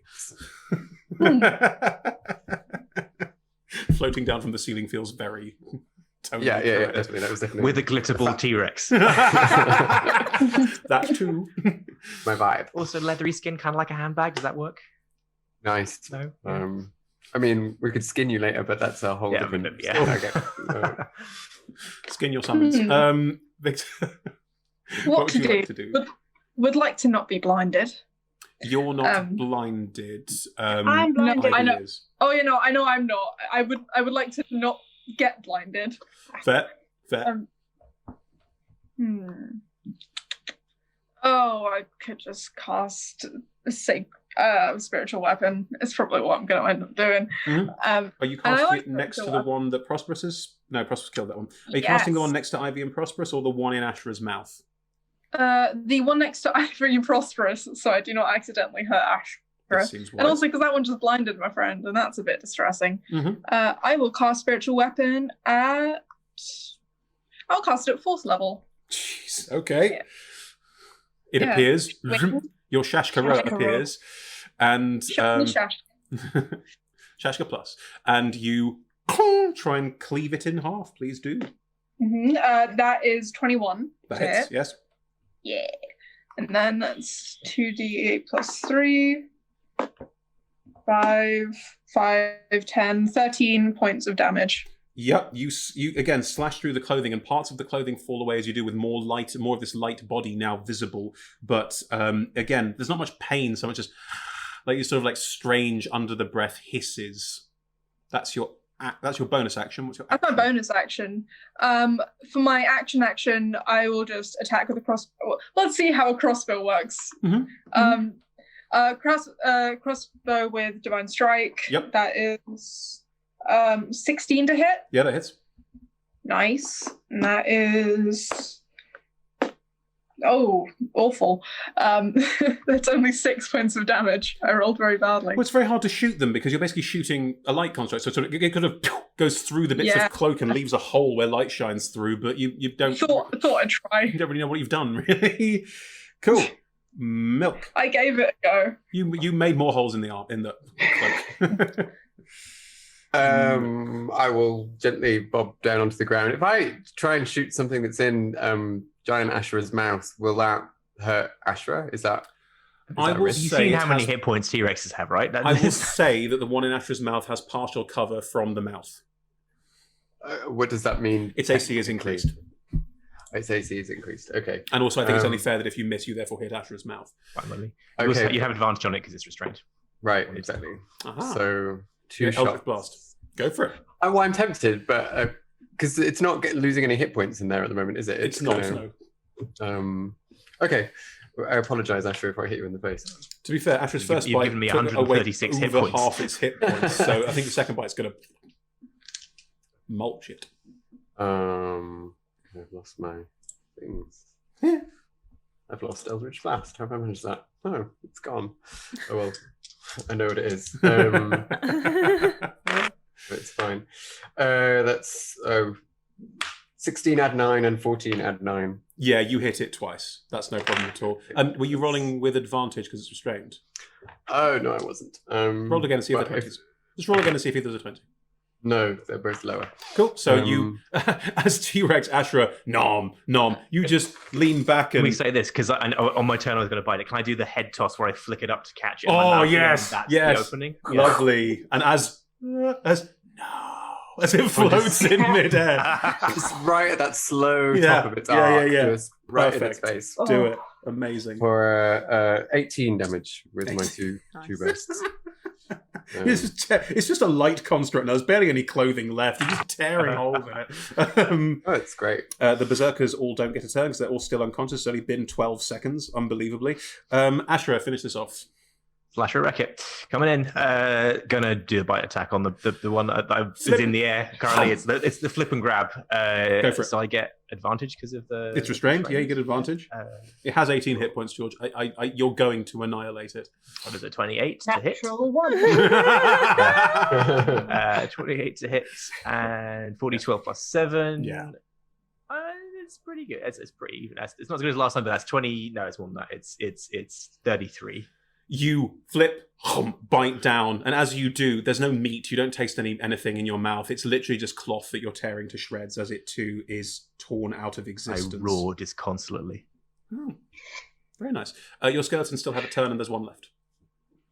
They will fire. Oh, if I can also hit the one with my tail. Oh yeah, go for it. Actually, as Ivy's, oh no! Suddenly the tail goes flying around. That is a 17 to hit. Yeah. Let's roll some d8s. That is 3 of those, and 7 makes 28. This last one stares at Ivy. No, I'm blind. Everyone's like, oh no! Suddenly a tail just lands on it from the other side. This gigantic pink tail just flops in front of you, all on top of it, and it is also gone. In perfect timing for our break. Well done, everyone. That's exactly 1 hour 30. So worth Very it. impressive indeed. Cool. Join us again in about 5-10 minutes where we work out what happened. Lovely. See you all in a minute. Bye.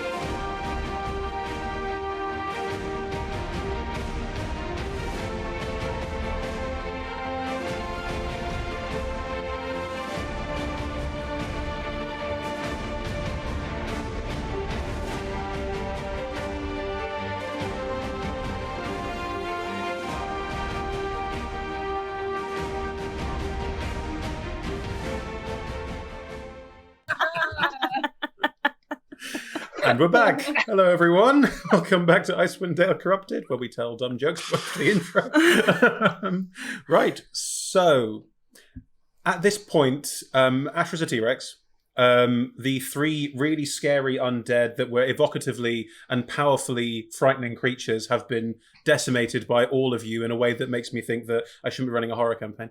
And the four of you plus Ashrex are standing on top of this part of the Netherese city that you've been sort of dodging through various bits of throughout your time here that is literally on its side. What would you all like to do? There are 5 Rakehead Nomads you knocked out in a hole in the ground. Plus, oh, please. plus my Channel Divinity. No, Divine Sense. I've never used it before. I've forgotten what it's called. Divine Sense. You may use Divine Sense, yes. I know that none of the location of any celestial fiend or undead within 60 feet that's not behind total cover. Nothing. Cool. I would just like to go up and stand under Trash for Rexit and say, like, hi, so you have like an hour, or I can, like, are you good? Like, give me... That was less than a minute, George, so you've got 59. If the next sentence out of your mouth isn't, I eat milk, I will be very upset. I keep the same personality, so I think I just look askance at Milk with big T. I have to sort of do the stoop and sort of look you in the... You've got no idea of what this means. Okay. I want to come back or not. I'll turn around and say this is me. She clearly loves it. Let's carry on. How is she going to fit through whatever hole it is we decide we're going down? She's only huge, and the hole is, 30 feet. That's right. The hole in the ground where they were digging is not deep. It's maybe 20, maybe 30 foot down. And it's, again, like they're digging into this, like, hallway that's now facing downwards. And there's lots and lots of ice and bits of broken rock, but there's no throughway. Yeah, where do we go now? Where do any of us go? Maybe Also, the Redhead Nomads now, it's been a minute, that you hear sort of moans and groans from the hole. Maybe we go where the dead people came from. What? Okay, I guess we look down in the hole. What do we see down there? Looking down in the hole, you can see that there are sort of, again, crevices and rifts that these creatures clearly climbed up. But they were wearing Rakehead Nomad outfits, kind of odd. And also, there's no, like, easy path. This was clearly a difficult climb. The fact that they were undead surely helped with this. But does it look like from it's the going hole, one of the Reghead Nomads, the one who had a 14 on the sleight of hand check, Ivy, sorry, makes a run for it and is running towards the tunnel leading back up. Trash rat? Can I just... But again, I don't want to kill them. George, Do I want to... you I'm can, same personality. you can Yeah. you can make a grapple check as much as anyone else can. If you want to use your teeth, that is your goal. I'd like to knock them out. I'd like to gently crunch them until they are asleep. I'm not sure. They have 67 hit points. I'm not sure that is a wise idea. What I will allow is a grapple check. How about that? If I hit them with my attack, they get grappled anyway. Oh, then it's up to you. I can just make use Spare the Dying 5 times after they've been gently crunched. I'm going to go for a gentle crunching. Make an attack roll. Go for it. That is a 16. Yep. So underwhelming. Yep. Roll with So damage. gentle. So I graceful, don't so have to knock elegant. them out. I can just keep them here. In case I can knock them out, I deal... That seems like a half-decent roll. 40 points of damage. She is beauty. She is grace. She's got a Redhead Nomad in her face. You just... One goes running, gets bitten and just screaming in Ashra's mouth, held, restrained, can't I sort of move. look to the others for a cue. Could you just put them near me? Boom, boom. What? I put the sword on their chest in a sort of grapply way, rather than an intimidatory in way. a grapply way. Yeah, it's a really heavy sword. Oh, I see. What's going? There's a shake of the head as they're now within 10 feet of you, Prosp'rus. What's going on? Hey, nice to meet you. Hi. Really enjoying this glacier. Mm, Do you know Oh shit! Can you not forget an NPC name? I don't know anyone apart from Kenna. I don't want to mention Kenna. Can you remind me of some people from the previous episode, Chris? Roll me a history check, Prosp'rus. Oh, God. That's an 11. I think, do you know, and then there's a falter and you've got a party of people around you who might be able to throw in. Well, Trashra has keen mind, but Yollus. Ivy throws in Yollus. Yollus. Yeah, I know, Yollus. What's going on? Right. How long have you been down here digging this weird tunnel? A voice in my head told me to keep going. It's been 10 hours. Oh boy. And looking at them, there are signs of frostbite on parts of the ears, the nose, fingers and hands. Did they and your instructions were just to dig down? Do they require healing? They do. They've also been bitten by a T-Rex. How much? Gently.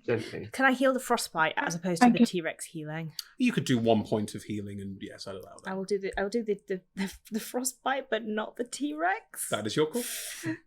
That feels mean, but Frostbite's technically also an exhaustion level, but it doesn't matter. You can do some healing of them, and thank you. We were in shifts, but it's been weeks of this. Right. Is there anyone else still alive down here? Or is it just you 5? No, there were more of us, but some have already succumbed.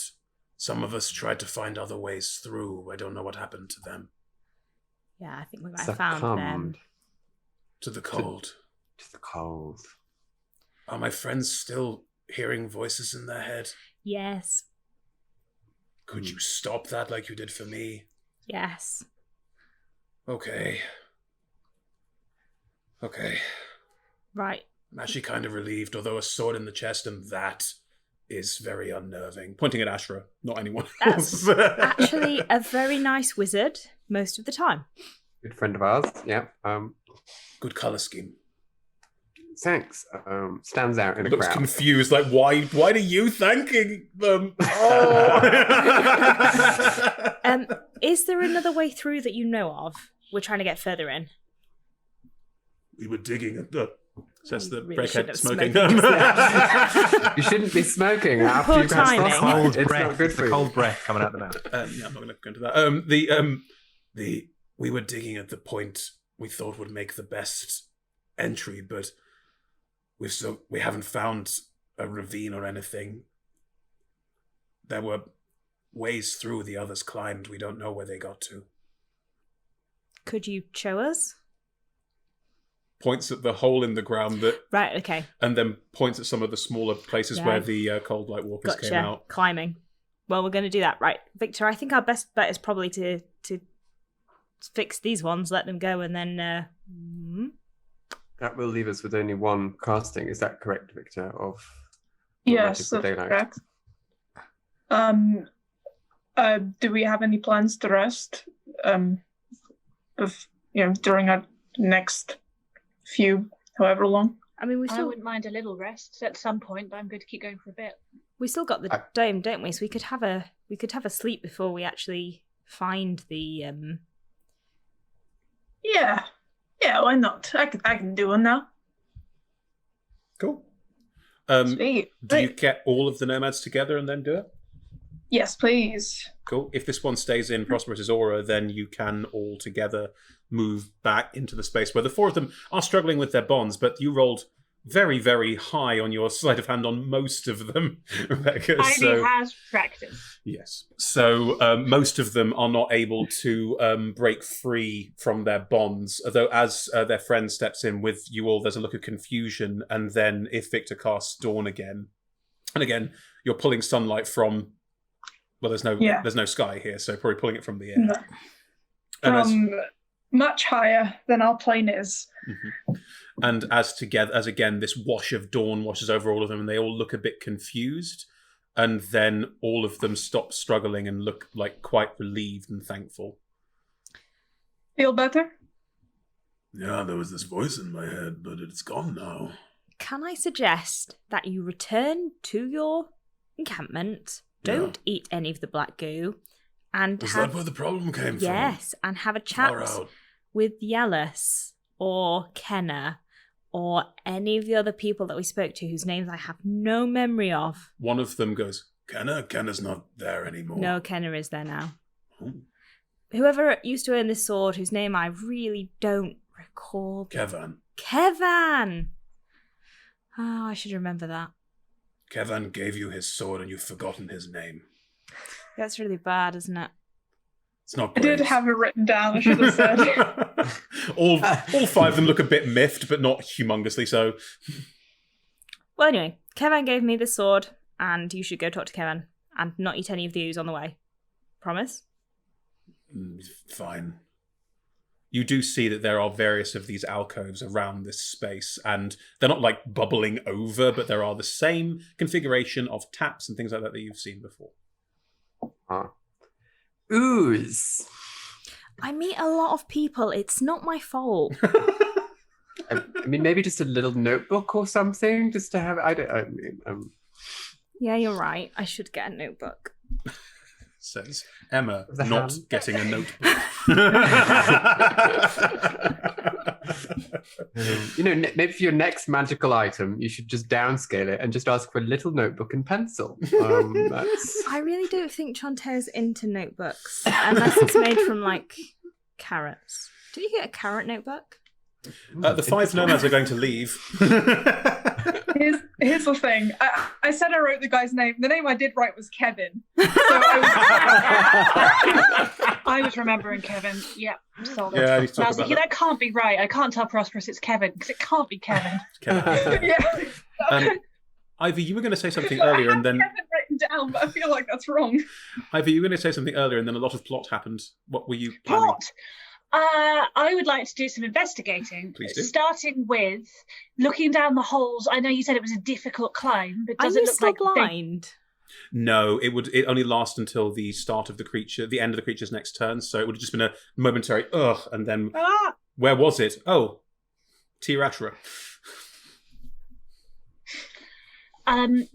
So I would like to first of all see if these deep holes actually, if they look like they will bottom out into the Devourer or a tunnel, or if they just actually stop in rock. Do you want to start doing a gentle climb down one of them slowly and carefully and not getting too far ahead of the rest of the team? Could we Yes, have and a short also- rest? Yes, I love a nap.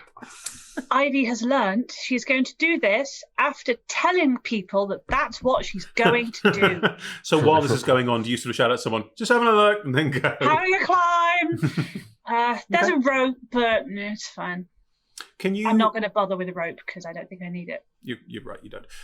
You don't need to roll me anything for. Actually, can you roll me an athletics check just to see what happens? Yes. Are you sure I can't be a bit more gymnastic about it and turn it into an acrobatics check? You are always welcome to spend a key point and use Step of the Wind. Am I allowed to do that after I've rolled? No. Or no? That's what slow fall is for. Yeah, I'll roll. It's more fun that way. That is. I should have taken. That is 10 total. I should not have done that. You start making your way down into one of these crevasses just to have a look around, get a sense of what's going on. And these crevasses, they're not like a straight plummet down. We're talking places where you can get stuck. We're talking very tight, twisty corridor, or like not even corridors. And you can tell that you're moving through existent corridors in this Netherese city. But you can also tell that a lot of it is caved in. A lot of it is now walls of ice. And as you start to wedge and squeeze your way down and in, just looking around, you realize you're now about 30 foot down away from the rest of the party. And also stuck. Yeah. Can you take the disengage action on a rock? No. Disappointing. I disengage from this rock face. Oh, there's a bunch of shadows. I will just teleport. Yeah, of course you can. It's very dark in here. Great. It's very dark in here. You look around and just shadow step out back into the main space. No problem.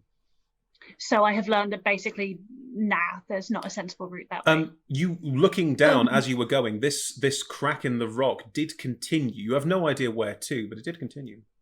I can shift some of those stones if you'd like. Ooh. Viktor has stone shape. That's a great shout. Ooh, that's a Can 5th level spell, isn't it? I? Got the slots. Shall we explore a bit further and see if there's a wider, less claustrophobic route, and if not, do some stone shaping? Could we short rest first? I will allow you to short rest while having a quick look around this space for any other methods of entrance or egress. So can I start rolling hit dice? Yes, you're all please? welcome to short rest, and in the meantime, those that want to be looking around the space for other ways out of here, roll me a perception check.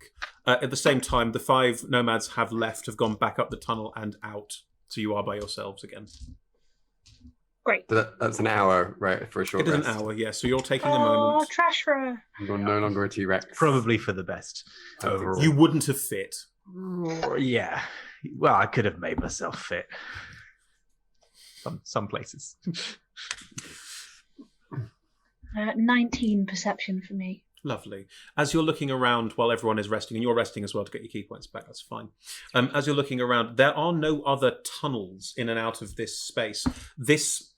This floor that is a wall, because of the shape of it, looking down through it, this is clearly some kind of gigantic building. It has a slight curve to it, like it was probably an outer wall of something, probably a circular building of some description. Looking inside at the various sort of entrances, there are clearly doors that lead to like broken off platforms that would have been platforms that roughly like, I mean, you have no idea of where the ground was on this thing, but would have been high up as far as you can tell. So it looks like it was a space that had doors going out at higher levels, but there's no remnants of bridge or anything like that. There are also various smaller holes that are clearly windows and are more window shaped. In all cases, as you look inside, it's a series of corridors, small spaces, confined spaces, quite a few of which have caved in places, have ice through them. It's going to be a tight squeeze to get through this maze. So, is anyone claustrophobic? Is there water? Was ice. Ice. We could warm it up and make water. No, preferably not. Oh, then we cannot do that. No, it's cold. Then no. Sounds like the Right. cold much, but I can deal with the small spaces I mean, I as don't much as imagine with me. Yeah. As long as I don't there's imagine no anyone's water in favourite terrain. combination with small spaces, it should all be fine. Okay. Okay. How small are we talking, Ivy? Like are we Like- going to... I got stuck. Oh, Well, we're going to have problems with me then, aren't we? Victor has a plan. Oh, well, fine. Let's go. Yeah, I have a plan. Right. Yeah, Other we'll people follow might you. also have plans. Do we? I have spells. Yeah. That's just as good. Can I take a look at the 3 holes and find the one that looks widest? Yes, of course you can. Just from visual inspection with a 19, the first one that the creature came out of looks like it has the widest give. What's what I'm looking for? Opening. Aperture. Yeah, the largest aperture. It's still Great. climbing though. You'd have to climb down. I have, and I've had from day one, I have rope, pitons. Oh, the word's gone. Hammer. crampons? I also Crampons. have Crampons, thank you. Between you, you can put together a plan. Sorry, Red, go ahead. I'm just going to levitate over the edge. Just slowly. 20 foot. Yep. A turn. Are you going to levitate down? Yeah, I can hold any ropes, or indeed a person if they're sort of gentle. Like, probably not you, Prosp'rus. No judgment. I just don't think I have the strength. Ms. Beckett? Could you take one of points at the skeletons? Oh boy, we have skeletons. I can probably piggyback a skeleton. Yeah. I might be able to piggyback a skeleton. How much does the skeleton weigh? Can I carry a skeleton? I don't know how much. I think weight I can think it's fair to say a skeleton would weigh very little because Very it's just the bones and all of the sort of mass of the corpus would be gone. Sure. Right. In which case, Milk, do you literally do a romantic hold on the skeleton as you go down? Yes, it's one of Miss Beckett's like relatives, right? Isn't it? You don't know Oh, that, do you? Oh, I don't know. Probably not. Okay. You might have guesses given the length of time we spent together, but we wouldn't have had a frank conversation about it. It's not frank. Okay, so you hold the skeleton and slowly start to levitate down into this space. Short rest is finished. Yeah. As you levitate down through this space, there are points where you have to push off the wall, squeeze through a little bit. There's no need for an athletics roll because you can control your up and down movements, so you have no problem with this. Making your way through, you're basically going down a corridor, floating down it, with large parts of it caved in and large parts of it inaccessible.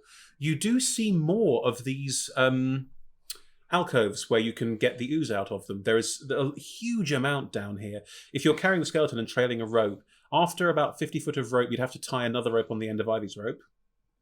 I have rope. Okay. I I wasn't planning to get, unless I have to for technical reasons, to build a way down. I'm getting ahead of everybody. Okay. In which case, if you wait, the rope, now you can tie Prosp'rus' rope too, but if you want to maintain this rope you can use to climb down, you need a hook point at the top and something at the bottom, which you've got in Milk. I can start henching my way down. Okay. Could I, sorry, just to make it safer and maybe easier for everyone to get down, can I go and just put in the pitons to make handholds as we Absolutely, go? you can. Roll me an athletics check with advantage. Now the rope is there, and I will say that you adding the pitons then makes it advantage for everyone. Just to make our lives easy. Sorry, I didn't mean to interrupt. Not at all. I just wanted to not kill everyone. 19 plus 25. Yeah. Ivy climbs down after you, Milk, and is hammering in pitons. That means there are still 2 skeletons left and 3 of you at the top. I can probably take both the skeletons. One I on the can front, come back up. one on the front, one on the Well, back. Like, they can can piggyback each other hold and on you can on piggyback their both of them. own. Like they're not That's true. inanimate it's objects. true. Right. And they are And How they're else to get them to make a light. shape? They are powered by magic, so they are probably able to like curl themselves into really tiny balls. Like a little poodle pyramid, but with skeletons. My That strength kind score of- is +4. Can I take both skeletons? Yeah, it's just unwieldy. Can you roll me an athletics check? The advantage is lost because you're carrying 2 skeletons, so it's a flat roll. All right, here we go. It's a 19. Yeah, you are able, even with 2 skeletons, one on each shoulder probably, able to slowly make your way down the rope. There are points where you I have have to like... to say, Ashra, this is the weirdest armor configuration I've ever had. As you make your way down, there are slightly awkward as your armor grinds against broken pieces of stone and ice as you make your way, like you That's you all right. hench your way I'll through find this a new space. community soon. They'll give me some new bits. It'll be fine. And there's sort of like, you don't damage the armor, but you're making a lot of noise. I'm going to have to hammer it out again. Victor, Ashra, you're still at the top. Ivy, I presume that you tied off and made the rope 100 foot long before you went down, so that Milk still has given the rope, which means one of you needs to stay at the top and wait until the rope is fully played out to tie it on the piton before climbing down. I'll go down. as I You're don't know how to do already items. down. So Victor, Ashra, one of you has to stay at the top and be the counter. Oh, I see. I'm maybe gonna be casting a spell. So should I go first? Yeah, I'll hold the rope. Okay. So Victor, roll me an Thank you. athletics check with advantage. All right. Yes, I will do that. I'm good at athletics for some unknown reason. That is 23. Oh, you're an ex-soldier, that's why. With a 23, you also, instead of the sort of grinding of armor, I'm an ex-shoulder who's very out of practice. instead of the grinding of the armor, in your case, it's more of the like, oh, and there's kind of like a slight tear as you like make your way through a smaller piece. You're a big junkie tabaxi. It's occasionally a tight 40 squeeze. years I've had this armor. Yeah. There's that like old person every time you try and get down That's through it. a bit. Great. Ashley, you're still holding the rope, and Milk, if you continue playing the rope out through the different pitons where it's cramped in, you're able to create this way. Milk, if you keep going lower, you occasionally have to squeeze through in places, but you do come to a big open space. It's completely pitch black. You have no idea how big it is, but you're basically sinking on a rope, levitating down into pitch black darkness. Fun. I will send Melanoe. Oh my god. No, maybe I'll just wait for Ivy. Ivy's quick. No, I'll send Melanoe just straight down. Does Melanoe have dark vision? Yeah, she does. Great. I want to see if she hits the ground anytime soon. Melanoe floats out and floats down beneath you, about 10 feet beneath you, and is going to be with you as you go down to give you the indication of... And you go down for 20, 30, 40, about 50 feet, which when Melanoe hits the ground, about 10 feet beneath you. So you can see around you. You can now see that this space is it's a very large open space, and you and Melanoe are landing on basically a balanced sort of piece of Netherese city at a very strange angle, but the darkness around you and below you continues. Okay. Ivy, you are now out into this open space as well, if Milk's that far down. Milk, do you want to do anything in particular as you're sort of in mid open space? How far above me is Ivy? And Well, can if she's- Ivy see me? If Ivy's just getting into the space, I would say that Ivy's now about 50 feet away. Okay. And I'll can be see- with you in 6 seconds. I'm scared in the dark. I think Ivy can probably see me from there, can't she? So Yes, I'll just wave and put my skeleton down and tie the rope off at this point. Mhm. When you said the thing was balancing, you don't mean like it's shifting under my feet? No, do you? no, it just looks. You can't make head or tail of the design. It's just sort of a couple of spars of rock that sit together that look worked like an ornate piece, but it's at an angle and you don't quite understand what you're looking at. Okay, then I'll just I'll focus on. I'll do that and focus on making sure the people get down safe. I think. Cool. Ivy, you can see this as you climb down. You also 60 feet around you. You cannot pick anything out. There's occasional like bits of something, but there's no wall. There's no floor. Lovely. So this is one Gigantic spur chamber. of rock. And there's this That's spur of rock. over. It's got various sort of bits coming off it, and you can't quite make head or tail of what it is. It's solid. It's definitely in place. But if you move off it, you just fall. If you stepped off this sort of, I mean, it's about a 10-foot wide spur of rock with various other spurs of rock coming off it, but you can't get a sense or see what's beneath it at all. Cool. So you go down as well. I'm guessing Go down, everyone's just give going Milk to. a reassuring. It's okay. I'm guessing Very dark, everyone's Ivy. It's eventually. very dark. Mhm. I'm guessing everyone's eventually going to make their way down and arrive at this point. Ashra, 100 feet. You've played out the rope, and you managed to tie it off at about 100 feet. That's fine. Are you going to climb down as well? Eventually, yeah. When Victor's clear, Victor's also gone down, so it's your turn for athletics check with advantage. I get to use this first time I get to use the D&D Beyond advantage button. Hey. -1. Natural 20, so that's a 19. Yay!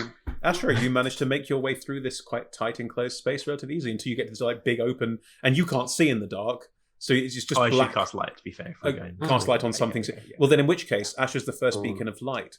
As Ashra gets to the top and the light glows out from her, you can all, now on this spar of rock, look around you, and dark vision gave you a certain sense of how big this space was. With the light shining off Ashra, you get that first sense of the light doesn't reach the walls, the light doesn't reach the floor. Astra's just a glowing beacon going down this rope and hasn't made any difference to the size and topography of this space. This is Wow. fine. As you eventually get down, I mean, the light spell has less of a radius than your dark vision. I'm just describing it atmospherically. As you manage to as Ashra gets down and joins you all, you get a better look at these spars of rock with proper light on them and not like dark vision style, like greys and whites and very hard to see contrast. You're standing on what looks like a walkway, and it does have a definite sort of curve to it. It looks crafted, it looks detailed, it looks very, very beautiful and ornate and nicely designed. You can't see beneath you. You can't see around you that much, but you can see this walkway is being held. There's sort of bits of long spurs, again, of this sort of strange black rock that are clearly holding it up. And as you step on it, it feels quite sturdy. It feels quite secure. You can also just about see another walkway that's almost like a concentric circle, slightly further out and down, about 20 feet down from you. So you're starting to get a sense of this space, but you don't have a full view of the entire space yet. I will allow this with passive perceptions. There's a very strong smell in here. It's Sorry. classic. It's musty, but it's also there's a natural must. It's the must of long rotten wood, long decayed plant matter. It smells like a very, very old forest. But what we can see is buildings. Is You that don't right? see buildings, you see walkways and open space. Okay. Does it look familiar in any way? No. Is there anything we can roll? You could roll you can't see very far because of perception checks. You could roll a history. No, what when you say is it familiar? Familiar in what sense? Give me more. Like, I don't know, like It is alien. This all feels very, very alien to all I of know, you. but Does it have- does it look like anything any of us would have encountered before? No. Okay. Not even even- like Doesn't in have any kind of functionality? that like Okay. Sorry, Pearl, what was it? nethery aesthetic to it. Oh, it's all Netherese aesthetic. It's Doesn't part have of that Netherese. kind of It is Netherese aesthetic. It definitely is part of his Yeah. Netherese city, but you can't quite understand what this space was used for or what it is. Like it's there's an alienness to this that is sort of you would all struggle with to understand what you're experiencing. I can do some magical reconnaissance again before we proceed. Sounds good. Good call. Yeah, at least to decide There's- where we're going to go. Can your Exactly. eye see in the dark? Yes. I'll make a series of arcane hand gestures and cast Arcane Eye. Mhm. You do. Which can then go roving. I don't know if there's any particularly appealing direction to send it in, but I could do a sort of quick lap around us to try and single out a direction to explore at least. You will quickly ascertain that this walkway you are on is circular and has a couple of spars coming off it that clearly go in directions you don't know where they go. Do you follow either of those spars? Yeah, and if there's nothing meaningful to pick, I'll just pick around Mhm. them. But yeah, I'll One of the spars, as you go along it, is broken and is just a sheer drop. And again, you haven't gone down yet, so you don't know what's down there yet. The other spar ends in a wall. In that wall is an archway. And it looks like this was probably a way through or a way out, but the archway is blocked with more rubble and with ice. Okay. So this looks. Does it look? Can I read it, or can I see any lettering, markings, Yes. stuff that I can? Okay. There is Laros written next to the archway, at which point it says exit 237. Helpful. We saw the tracking stuff we saw in the library previously did that contain any like similar numerical information or anything like that? I don't think It did not. but- In the library, you were given. You asked for directions. There were various words used in that conversation that, with keen mind, you might remember. Okay. Do I remember anything useful? I remember, in fact, the library being the place we were. I definitely remember that. George doesn't remember anything else apart from the experiment. There were discussions about experiments, and the trials. word silo was also used. Oh yeah, that seems significant. But nothing on like 237 or any No. numerical stuff like that. Okay. I will narrate all of this out loud and including the markings. But I'll do a quick lap to see if there's anywhere else that stands out that we could explore. Or On anything this that- level, Yeah. there are other Down openings. necessarily, yeah. There are other openings and markings on this level with other numbers on them, and you realise the numbers. There's a pattern to them.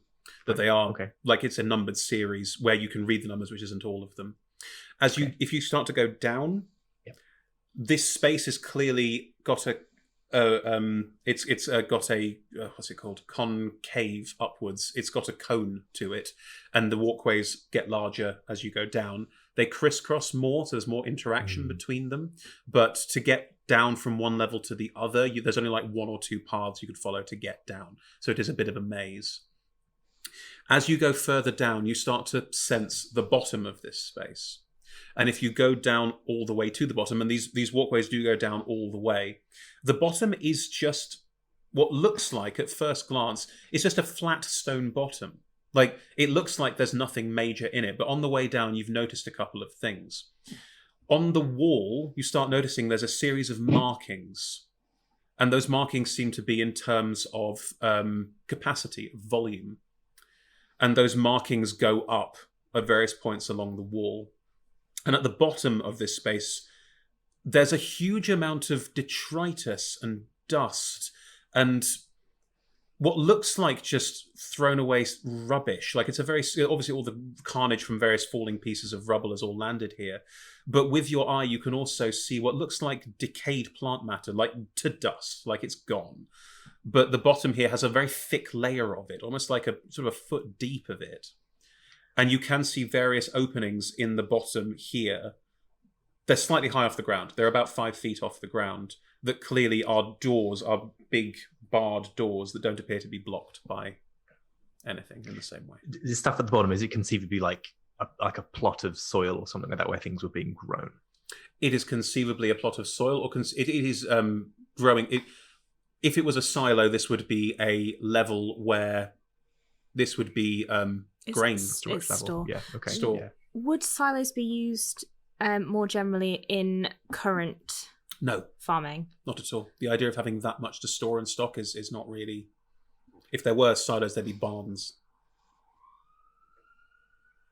So you wouldn't have... Because, like, silos are not that uncommon in farming. Sure. If we're talking in current... Like, not to this scale, but, like, silos are not that uncommon across farming. Like, they don't come in that late because they're quite... I would like, say... you do grow grain in quite... Like, once you get into mass farming, it's actually, you do produce quite a lot at once. Mass farming didn't come around to about the 1800s, mid-1800s earliest because of the scale of But economic if you farming. think about D&D can't farming... store Sorry, it. here is a conversation. Like, if you talk about, say, for example, what we're talking about with Prosp'rus in Golden Fields, Golden Fields is a city of farms. Correct. They would produce a lot of crops at once, therefore you would need to store them. Probably multiple barns. Again, the idea of siloing is a very modern concept. I would say that you are, because you come from a farming community, if this is explained by Ashra, you can all put two and two together. Mm-hmm. But we wouldn't use the word silo specifically. Ashra would, because Ashra's heard it. Okay. Right. We can, yes, but it's a novel And word. silo as a word doesn't mean place to store grain. Silo means place of storage. So the word silo would not be Right, okay, alien gotcha. either. Cool. Okay, so Milk has not yet put two and two together, just FYI. No. I'm not Ivy's sure Red thinking about has. Ivy's thinking about climbing. So this is where they were storing this materials. They were testing. Again, I can't quite remember, Chris. They were testing some kind of means of preserving the food supply. They were testing some kind of means of creating, preserving, and working with the food supply. Right. Yes. Well, if you gather that much all at once, you do need somewhere to put it. Like, it doesn't stay good forever, especially if you don't store it in ideal conditions. No. That mean that's full of ooze, that huge thing. Well, from what Ashra says, what's at the bottom sounds like decayed actual food, like grain or... There was no ooze at the bottom. There was no ooze at the bottom. Processing this, it does not seem to be in this case, but from what we've learned, it may be part of the same process. If you think about if the ooze came from somewhere, why wouldn't it have come potentially from food in the first place? Yes, that's great. Either way, this was the site of one of their experiments. Whether it's the one that's connected to the ooze or some other thing, it seems part of that, or a precursor where before they had this, they used more traditional physical food. Is there a way through? Is there a way down that's not... Because it sounds like there are gantries and stuff that we can... Make your way down the gantries, exactly what they are. You can make your way down them. It is a lot of it is broken, a lot of it is broken in. Some of it looks a little dangerous as you went past your arcane eye, but because your arcane eye is very good at seeing things in the dark, I will say that you can all make your way to ground level relatively easily without there being any checks or rolls. Just being aware of how cavernous this space is and the echo of your footsteps. All the walls are made of this solid black rock that you've seen everywhere else. How far is it from where we are to the bottom? By the time you get all the way to the bottom, it's a good 200 feet. Ooh. And the width Nobody of let this is about go. 100-ish. I mean, they were Okay. storing a lot of food. Yeah. Well, I'll levitate it down. If anyone would like to hop on, or skeletons-wise, I'll gladly move in silence through the dark. It's creepy. No, sensing no takers, he'll take the skeleton and head down. I mean, I would feel selfish taking it. I can I'll keep my paws and solid rock. You can all make your way down Milk, down the middle. So Milk, you'll arrive first. As you land towards the bottom of this space, the last foot of it or so, it's just this very fine, silty dust, and it is decayed plant matter. You get a strong sort of smell of, like, you know when you get plant matter that has just ground down to almost nothing? It's that sort of, there's a slightly rotting smell to it, but it's the ghost of rot. Like, it's so long ago that it's just it's a smell that struggles to leave. But you are now there, and you can see at about 5 foot up are these various large doors. They're about 15 foot wide, and they're made of this rock again, but there's also metal configurations around the edges and side, like they lock into place and can hold a lot of pressure. Are there gaps? Can you No. get through it? Looking at it, It's like barred. it is a beautifully made door because it's sort of partly circular. And looking at it, you don't know the phrase hermetically sealed as milk, but it appears to be able to lock into the wall in a way that means that no air can pass through it. There's no sort of handle on this side? There are two very large sort of discs about halfway up the door that you'd have to levitate up to reach. Okay. I guess as the rest are coming down, I'll see if I can turn one of these discs with my Sure. tiny, frail wrists. Roll me a strength check, athletics check if you like.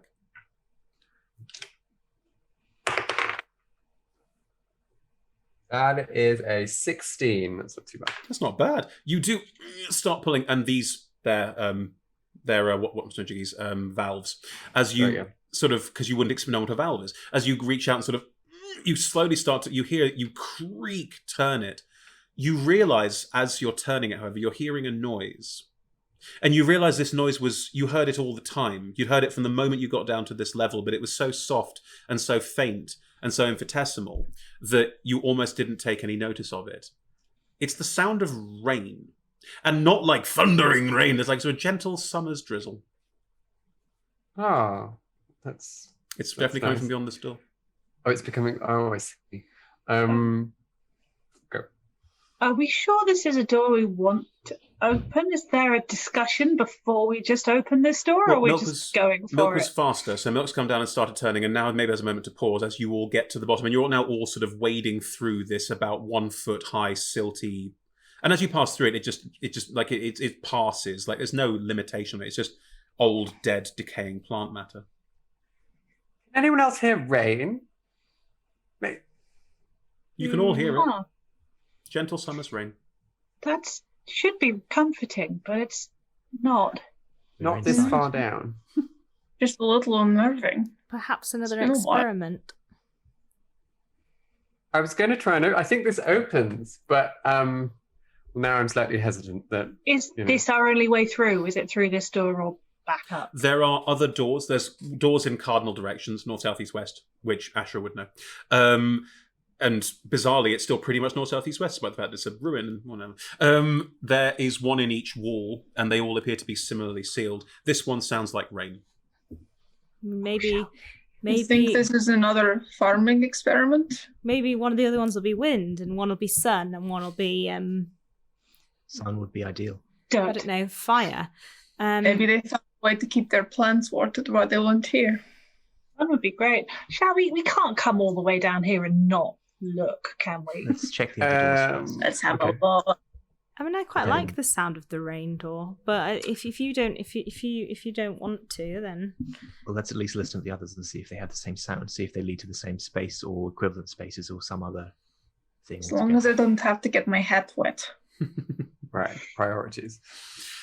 As you move around the 4 doors, one of them is silent. One has a definite thunderous boom as you walk close to it, and some very strong howling wind. And another one is also the wind silent. door. 2 are silent. One Very sounds like a storm, windy. one sounds like light rain. But This is really exciting. dirt is silent, as is sunshine. But fire crackles. Can you That's all make a true. perception check, please? Sweet. There's an ogre behind you. Yes. 16. 26. Ooh, 26. dirty 20. Dirty 20. The 26 gets it. You're right there. I don't know if you... Was 26 the 9. best? No. 9, yeah. 26. Victor, as you move around the 4 doors and listen, and everyone's listening, you start to realize that the sounds are moving. They seem to be rotating around this room. Oh. The doors aren't moving. The doors aren't moving, No. but the sound is moving. I'm going to put Melanoe back in her box. And then, sorry, Pro, were you about to speak? Sorry. Go ahead. No, that was literally just going to be like Victor explaining what's going on. Okay. We all heard it. Back in her box, and then make her reappear again on the other side of the rain door. Oh. Can you make her appear in places you can't see? Anywhere within 30 feet of me. Do I have to be able to see it? I think I have to be able to see it. Usually, but this might be one of the ones that doesn't. There are always things that don't, and I'm very happy to work with. No, I think you're absolutely right. I just thought there was I could see through it. No, these are solid, hermetically sealed doors, although the phrase hermetically sealed means shit all to you. Right. But not without a little window? It doesn't have a little window? There's no window. Okay, then I don't think I can do this. Yeah, hermetically sealed with a little bad door. You can bring it Are back they made in of any stone? unoccupied space. That you can see, sure. That I can see, though, isn't it? Are the doors made of stone? The doors are made of this strange obsidian stone and some metal inlay, That's yes. helpful. May I try and cast stone shape into the rain door to see if I can The rain door is now a different door. see? So you'd be going into a different door than the one that Milk originally started Yes, turning. of course. Mhm. Yes, of course, because they've moved on. I would like to move to the one that it's currently raining in, because I figure that's the safest bet. Yep. I mean, if you just give me a leg up, I might be able to give it a turn without you wasting your spell slot. I probably could too. I can run up the door and then run round holding the valve. True, Yeah. but turning things into stone is fun. Can you drop the stone shape spell when it's up there? Because that's a very quick way of closing it if it goes wrong as well. That's true. That's a great shout. I could. Can I make a door with stone shape and then quickly make it not a door anymore? What does it say in the spell? Huh? What does it say in the spell? You touch a stone object of medium size or smaller, or a section of stone no more than 5 feet in any dimension, and form it into any shape that suits your purpose. Yep. So you could shape a stone door or its frame to seal the door shut. Yep. I think that would have to be 2 separate castings of the spell. It would. maybe. If it's only one change, then no. It would, DM hint, open the door with your hands. So we might want to be able to shut it again, really. Sure. Okay, then I'm gonna Melanoe to the other side. So you can do that. You can pop it to the other side without being able to see it. Perfect. George says so. Right. Can you Any see? any unoccupied space within 30 feet? Can you see through Melanoe's eyes? I can do. I wasn't, but I can. Melanoe's on the other side of the door. Well, I would just let her talk to me, I think. What can you see, Mel? It is strange. A field. A field under the ground. Does it look safe? It is hard to tell. It is a very large field. Is there a sky? It is a magical effect to look like the sky. Any It is broken movement? in some places. Any movement? Roll me a perception check for Melanoe.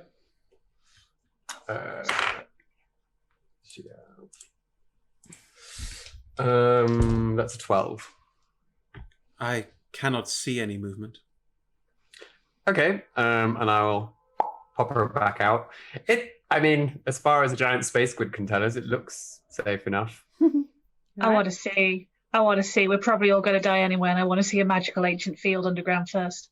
Do you want to give me a nice. boost, Ivy, and I'll try and give it a...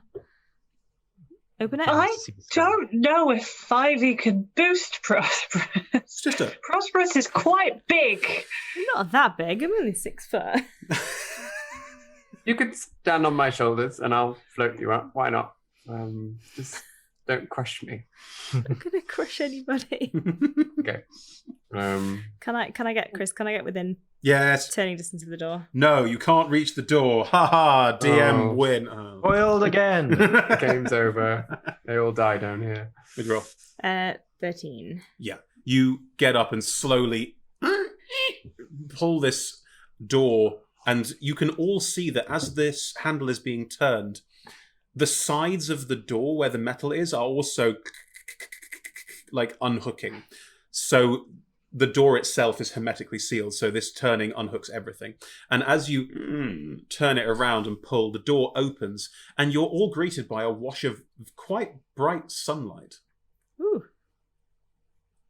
That's Oh. nice. This is useful. And as you climb up the 5 feet to get everyone get up there, you're standing... It's a very strange feeling. You're standing on the edge of a ramp, and the ramp is made of the same obsidian stone. That ramp disappears into earth, and a field of barley, wheat, a lot of quite classic farming grains, stretches about 40 feet into the distance. So it's sort of across this whole space, and then seems to curve around this entire space. This space is about 50 foot high, and above you, in the roof of this space, is what looks like the sky. It is not the sky, but it looks very much like an illusion of the sky, and the bit you are currently in is just lightly raining on all of this grain. Can I just put my hand in and pick up a bit of soil? You have to walk down the ramp to do that. Weirdly like being home. You have to walk down the ramp. Yeah, I'm to going do to that. walk down the ramp. Okay, Prosp'rus walks down the ramp, pick up some soil. You can. Who's been cutting this? Like, no one. is And it, as you look massively at it, overgrown? it's massively overgrown, like horrifically overgrown. I really feel like I should have brought my scythe down here. Now we need the signs. Looking to your left, this rain is going to pass, and as it does, you can see behind it there is just glowing, beaming sunshine. The rain at this point already had some light in it, but this is just pure hot light burning down on it. And you can hear in the distance even harder rain and the faint rumble of thunder and lightning. And just leaving over the far side, you can see not like heavy snowfall, but a small amount of like cold that's passed by this rain bit and is now moving along as well. Crops don't need this kind of weather this regularly. What were they doing? As you go down and do touch the earth, you look at the crops. I say that out loud. Is there a They were farming speed check? running the farming process. Is there a sort of Arcana check? I Are they don't know. good quality crops? Arcana? Well, the thing is, it's to do with your farming background, so it needs to be some kind of farming check, but that doesn't really exist in Nature D&D. using a different ability score. If you do it with intelligence, I will be bad at nature? it. I think maybe nature using using wisdom? your wisdom. My wisdom is also terrible. Can it be with my charisma? No. I will help. Oh, there we I'm trying go. to figure this out. I'll give you guidance. There we go. Everyone's here. I will punch something. What am I rolling? Nature using your wisdom mod if it's better than your intelligence I'm mod. not proficient in nature, so it makes no difference. Okay, roll a wisdom check with advantage and guidance. Well, that is terrible. That is a 12. 12. These plants don't look natural. Looking at them, they look the way they have grown. And yes, they are ridiculous. They are too big. They are overgrown. They have clearly, they're at a point where they've, fallen, seeded, grown new plants out of it. What used to be, looking at it, quite, defined rows and very carefully planted and laid crops is now completely overgrown, with some plants growing to the point where they're killing off other plants around them. It's a thicket of all, feeding crops of wheat and that sort of thing. And also, there's a magical essence to them that makes it look like they are growing too quickly. You can almost see them growing. Almost see Weird. them growing. It's like Like they- clouds across the sky fast. Clouds cross the sky fast, but the clouds aren't moving that quickly. If anything, the cloud setup in here is actually quite light. It's like they boosted the growth cycle. That does fit with what they were trying to do. Come up with a sustainable food source that I Well, suppose they... Sorry, Karen. Thank you. I suppose their cities flew and they didn't have regular access to fixed points in the ground. So if they had other ways they needed to secure a food source to stay aloft. Yeah, I mean, it's amazing that it survived this long on its own, really, in these bizarre conditions. Farming crops usually don't last if you just leave them. If we make it back alive, should we gather up a fair amount on our way back to take to the camp? Whatever we can. Yeah, whatever we can carry. I will pick a single Start sheaf holding of wheat. You pick a single sheaf of wheat, do you? You, Theresa May. Just gonna run through the fields and starting to brush my fingertips. Can I gather some of the seeds of all of the crops that are here? Okay, so you're all going to start reaching into them. Fine, no worries. Yeah. Cool. As much as I can carry. As long as no one's going to eat it. Yeah. I would like to I'm- do some investigation first. I want to keep some to send home to my parents. Okay. As you all start to reach in and grab parts... Ivy is not reaching in and grabbing the unknown dangerous plant matter, just as a heads up. Sure. As you reach in to grab some of this plant matter, the thicket of plants, as you're reaching in, starts to move. Uh-oh. And the thicket of wheat, barley, and all these other overgrown things is going to sort of rear up slightly as two quite large mounds of matter, of decaying, overgrown, magical plant matter are just in between the five of you, and are going to start lashing out violently. It's not a surprise round. They are not fast, but you're all suddenly realizing that you are in combat with some rather strange-looking plant creatures. Can I just say, I've had Blight prepped for nearly all of the campaign until recently, and I literally thought, like, it's great. When are we ever going to fight a plant? I am so pleased to disappoint That's George. great. That's Yeah, no, perfect. I'm genuinely thrilled. That's exactly what I wanted. It's almost like I can see your character sheets. Yeah, I had it most of the time. And, Right. wow. What have we got in terms of initiative, people? 15. Oh, that thing. I should roll that. 15 for Prosp'rus, 15 for Viktor, 19. 19 for Milk, splendid. 22 for Ivy. 22 for Ivy. We're back to classic rhythms. 8. 8. Yeah, we're back to classic rhythms. Oh, I was so happy with my 15. Lovely. So we have Ivy. Yep. Ivy, what would you like to do as I place the rest? There are these two mounds of plant matter, big, shambling mounds of plant matter growing out of the ground, climbing out of the ground between you and all of your friends. What would you like to do as they appear? I don't know if I'd need to make some kind of check or if it's obvious. Mhm. Do they look like sentient beings who could be negotiated with, or are they shambling piles of mold? They look like big... you can't see a visible face. There is nothing to engage with them on. It's just two big piles of shambling plant matter. Cool. I'm not going to try and negotiate and explain them because I'm gonna. Are you ready for the massive surprise? I'm gonna punch them. Oh my god! I know. What were the chances? Gosh. Bringing out the classics. Whole deflect missiles thing that I could do if there was ever a ranged attack in this campaign. You just need to ask. You need to ask, and I will send them your way. There were those rocks that the giants threw at us when you weren't with us. Right. No This one is has not ever my yet. fault. No I one has feel sent a very ranged attack at strongly me like in I'm 10 being weeks. shouted at for not putting ranged attacks against the monk. That's how I feel. Shouting. That was just. I want to catch things and look cool. I'm sorry. We'll get there. I'm pretty confident they'll both hit. One's 23 and one's 24. Correct, they do. Great. But also, yeah, Chris, we're reaching the climax of a horror campaign. I'm not about to start criticising your DMing now. Oh, that's 6 for 5 on the dice. Ivy So, dysentery. 21.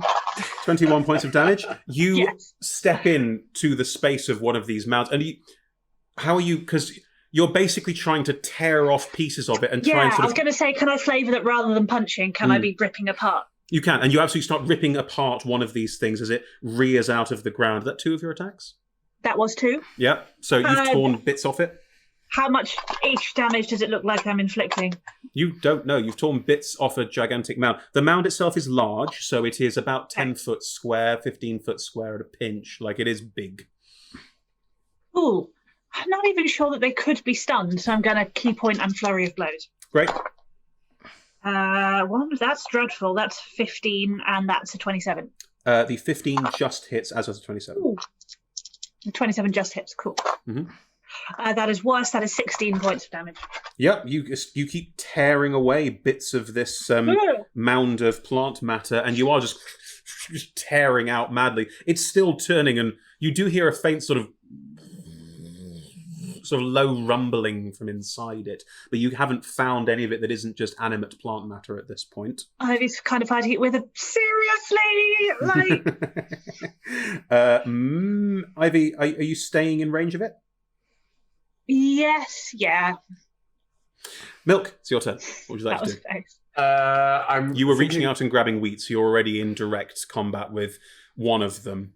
Okay, but I still have levitate, obviously, because I was just using it to help. If you Prosp'rus levitate up. out of range, it's still an attack of opportunity, darling. I know. Just meaning that it's active, but I will take that attack of opportunity. You float up. Yeah, I'm going to try and get out of the way. Okay, you float straight up, and it's going to try and hit you. Tell me how high you want to go. There is this sort of strange, illusory weather effect over the ceiling as well. Which was 50 feet up, right? It was. So I'll go 20 feet up, which is the maximum. Grand. They have a reach of... Yep, good. One is going to reach out as you fly out of its range and try and grab you. Great. That is a 25 to hit you. Yes, you could halve it, I think, and still hit me.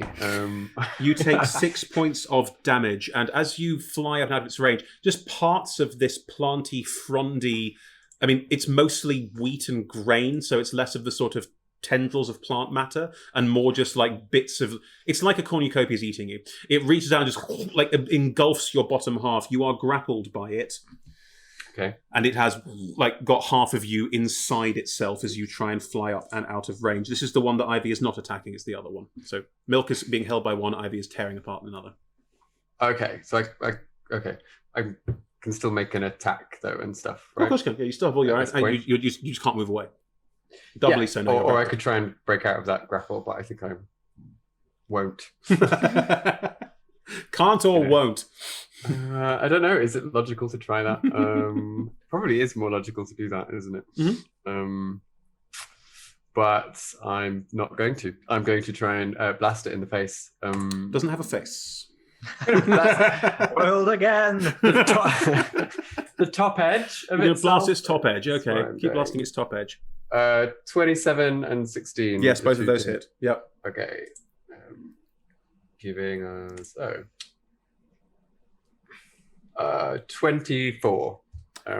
Cool. You Eldritch blast twice into it, and again, you sort of pieces of it just explode off, and these sort of very large, overgrown, and very much mutated plant growths are flying off it. It doesn't seem to flinch or do anything. Like it's just animate plant matter.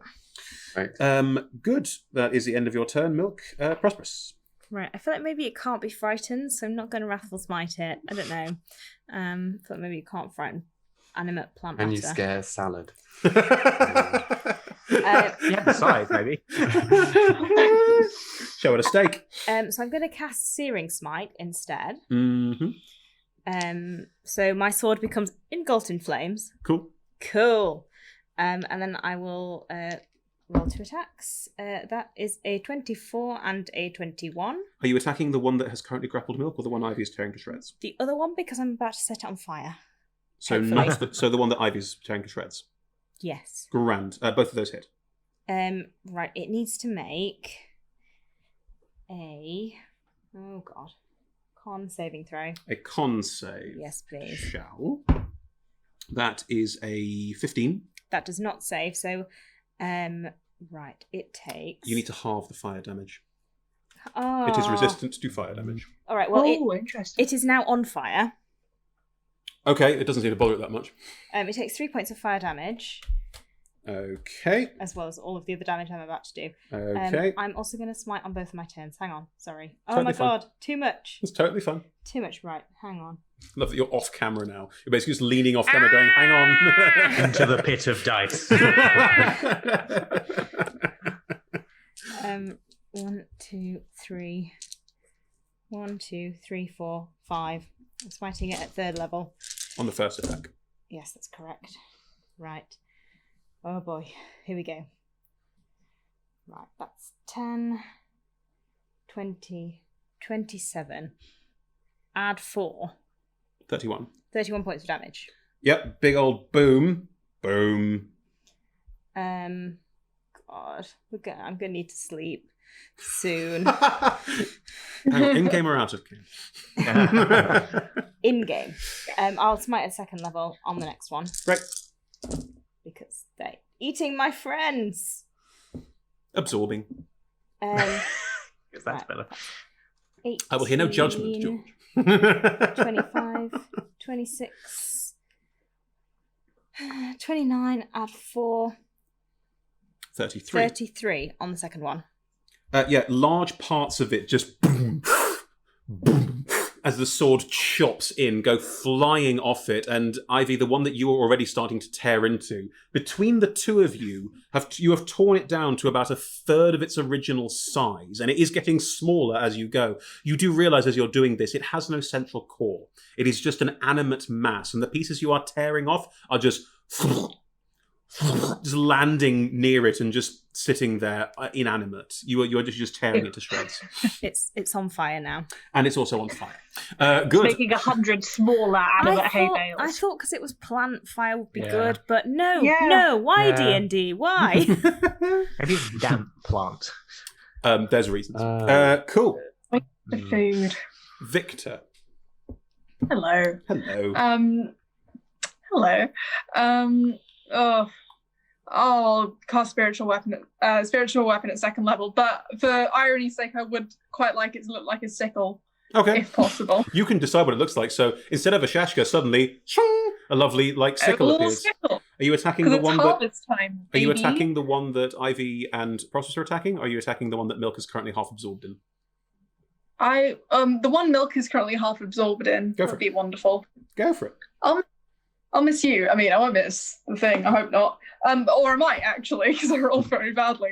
That's 9. Does hit. not hit. The first time you try and cut into it, and you're used to wielding a single-bladed sword, whereas a scythe and a sickle is about reaching out and pulling out. You don't actually cut in; you pull out. So you're sort of flailing and going, "I don't know how to use this. This was a terrible choice." Okay. I wanted to be ironic. Damn you, irony! I'm a Russian character with a sickle, and I didn't make it work. I'm a Russian character with a sickle. It should be funny. All right. Okay, I will just. I can't attack again with my bonus action, can I? No, that is your bonus action to cast spiritual weapon. It's just your action left. I know that, and yet I ask. Yeah, you can always ask. How far away am I? You were going down the ramp, and this thing is there, about 15 feet away from it. Not far. You could get up in melee range if you wanted to. I will attack again with crossbow, divine strike. Sure, no problem. Yeah, that is 19 to hit. That hits, yes. Yep, and that is 6, 2, 8, 9 points of damage. Cool. The crossbow disappears Sweet. into the mass of it, and you're not quite sure if it's done anything. It's just... And it doesn't make Hopefully any I noise. hit the bit of it solid. You did. The central. You did. Yeah. Ash. Not a T-Rex this time, just an Ashra. Not this time.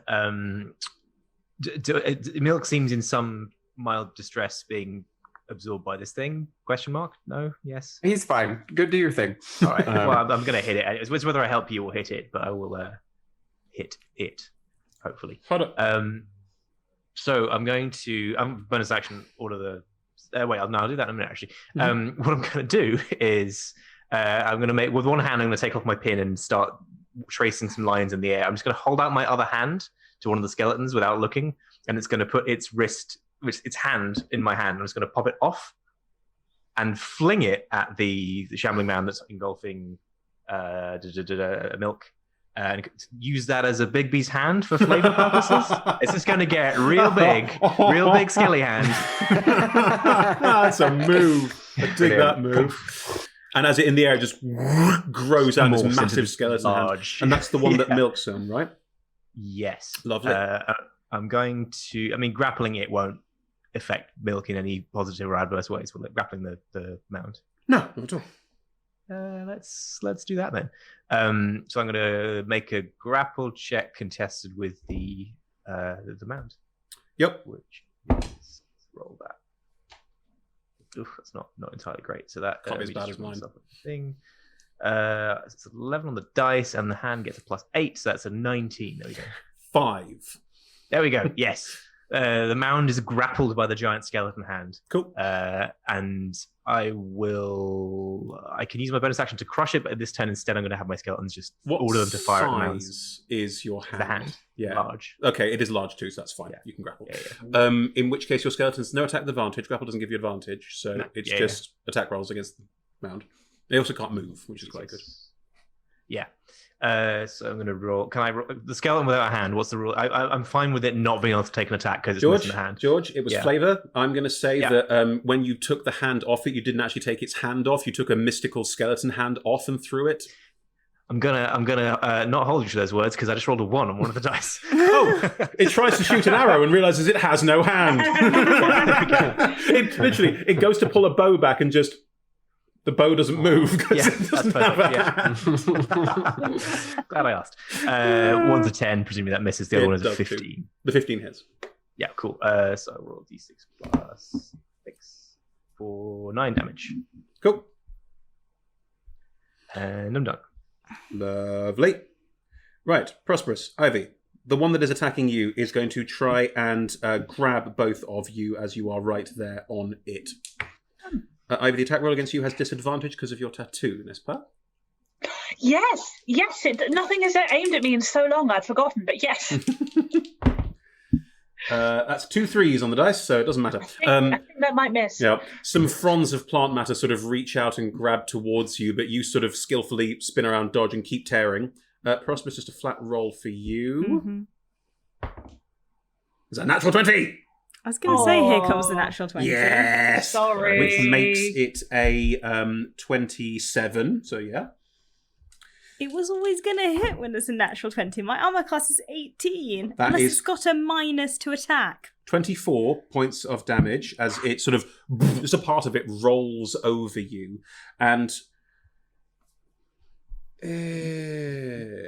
right, it has you this attack, if both attacks, it's a medium or small creature, interesting. Okay, it's just hit you. You are currently sort of in its space, sort of not in its space. Am I grappled? You're not grappled by it. You can move away from it. It has to hit you with both slam attacks, which is a bit shit. The second one's going to try and grab Milk again then. Milk is currently sort of held... Oh, it takes fire damage. It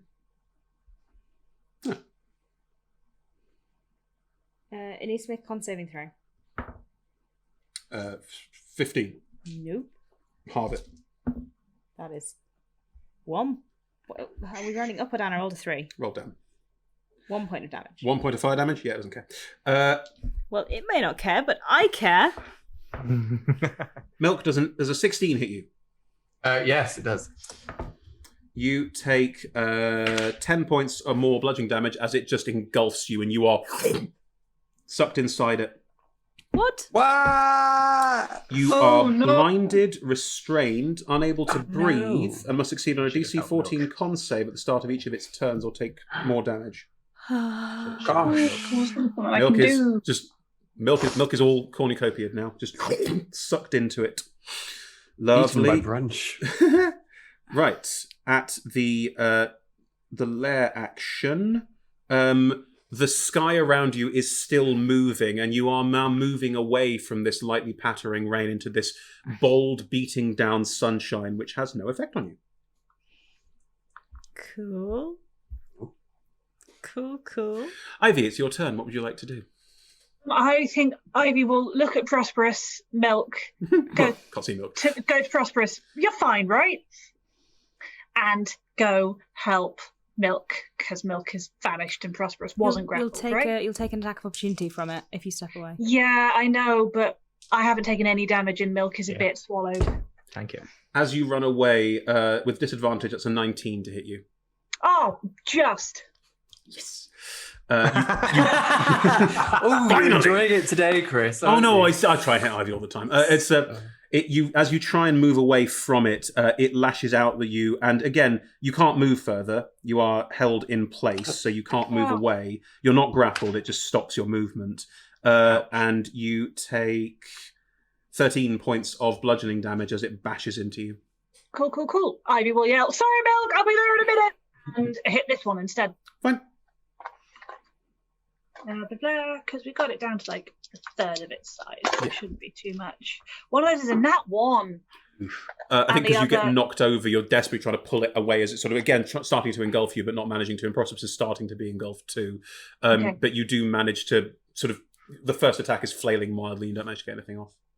Okay, next one was a 22 to hit. Yes, you then sort of get your feet properly underneath you and stand and tear the Great, and grappling that pieces is away from you. 6 points of damage. 6 points of damage. Bad round, and then I will flurry of blows. Sure, because no I want problem. to tear this thing apart. Yes. That's a 19 on the dice, 2 19s on the dice for those 2 attacks, Both so hit. 28 to Yeah, hit. both hit, yeah. 2 4s, so 18 points of damage. As Ivy's tearing this one to shreds, Prosp'rus, standing next to her as she's doing this, Prosp'rus can look down and see how there's basically like a handful of these squirming pieces left that's like a small creature in front of you. Like there's not a lot of it left at all. But it is still animate and still trying to hit things. Milk, at the start of your turn, you are blinded, restrained, unable to breathe. What's your con modifier? +2. Okay. Oh no, wait. Sorry. No, +2. +2. You have, because you're unable to breathe and you didn't like take a breath before going underwater, you have 2 rounds before you start suffocating. That's good. But you are currently just swallowed in a mass of sort of slightly mulched, decaying rice plantation, like all sorts of different like grains and things just all over you. You are blinded and restrained, unable to breathe. And Right. on the start of its turn, things happen. So what would you like to do? Is it not on my turn? No, it's on its turn. Just check. Okay, can I still do stuff? Can I take actions? As long I as it's can. not something that you have to be able to see. As long as it's not something you can try. That's fine. I'll cast technically Dimension Door in that case. Yep. And just teleport myself out of there. Where do you go? Because you can choose a location that you can see or that you know of. I think I'll go back to the door, I guess. I'm still in this So corridor, you- but with... Fade out and then reappear by the door that you opened. I think you've still got sort of like husks of corn and bits all over you. Like I in smell like veganism. It's too much. Give me a second. I think it's the kind of thing where you'll be like, bits off. like you'll be pulling bits out for Back of ages. my hair. Yeah. Mushroom and stuff, but that'll be my action. Bonus action. Nothing to play with. Yeah, that's me. Okay. Milk escapes the engulfing. Prosp'rus. It's already taken its reaction, so I will step away. Yep. I go hit the other one. Okay, you go and the little one, you leave the little one on the ground. It's got 7 hit points. And just run off and start attacking the other one, no problem. Yep. Which is being grappled by the hand at the moment. That doesn't make any difference there. It doesn't, it means it can't move. That's the only thing it means. Oh boy, that's bad. That's a 14 Nope. and an 18. Yes, the 18 hits. And it's another 3rd level smite. Mm-hmm.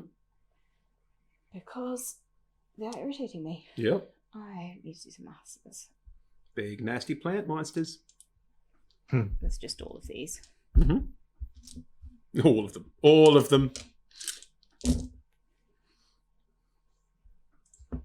Oh, that is a good roll. Mm-hmm. 15, 22, 25, 30, 36, 40. 40 points of damage. Nice. 4 points of damage. Wow. Yeah, you run to it, and I think you run up with the sword and just bisect it. And as you chop it in half, half of is it just done? no, half of it just like fades away and collapses, and the other half of it is still moving around. But you've removed a good half of its weight just with that single strike over. Yep. Cool. Viktor, your sickle is still there if you want to use it. Lovely. I have a very silly notion in my head. Would I be able to tell if there were traces of like blood of the devourer in the soil? You wouldn't be able to tell, and you've not had any like devourer connection in any of this for some time now, so you don't have a Okay. connection to it or no. Yeah, these these wheat monsters don't look, trademark corrupted. No, they do not look. They do not look trademark corrupted. They look otherwise corrupted. I understand the confusion. Corrupted. Corrupted. All right. TM. Okay. I had this very silly idea that like maybe the soil was fertilized with the blood of the devourer, and by casting Dawn, that would kind of dismantle the thing. Cool, but I don't believe that's the. No. It would have been cool. I don't think that might be the case. I was just suddenly thinking, if I had this great food that filled me up for the day, the first thing I do is try and use it as fertilizer. Anywho, I will just attack again with the sickle. Cool. We're very, very tight on time, everyone. How do we feel about? No, don't worry, it's fine. They have very few hit points left, and you're all doing enough damage to them per round to be able to take them out. And there are still 2 more people to go before it's their turn again. And because we're so tight on time, how do we feel about saying you are basically done? There's nothing they can do to stop you at this point. One that can grab people can't move, and there's no one within 5 feet apart from Prosp'rus and AC of gods. How do we feel about saying you curb stomp them and we do it? You do it. In the next round, the sunshine will turn into thunderous lightning and things, and it'll be quite atmospheric. But that's about. I think we can cut through all of that and say that's where we need to draw to a close today. If that's okay with everyone. Sounds good to me. Lovely stuff, and we'll pick up there next time for episode 11 of Icewind Dale Corrupted. It is episode 11. Wow, we're so close to the end. Unbelievable. No, episode 11 in this, as you've destroyed these shambling mounds, in this underground, weird, magical weather system space, and more chance for you to explore and find out more about what's going on down here. Thank you so much for watching and joining us, everybody. We are Adventurers Wanted, myself and the players around me, and a huge number of other people who all work together to make wonderful shows like this. So do join us on Monday evening, 6 p.m. to 9 p.m. British Standard Time. If that's evening for us, it might be the morning for you elsewhere in the world. And if so, hello, and hope you had a nice morning with us. Yes, you can find out about Adventurers Wanted at adventurerswanted.co.uk. Our Twitch channel is twitch.tv/adventurerswanted. If you came to us here, hello.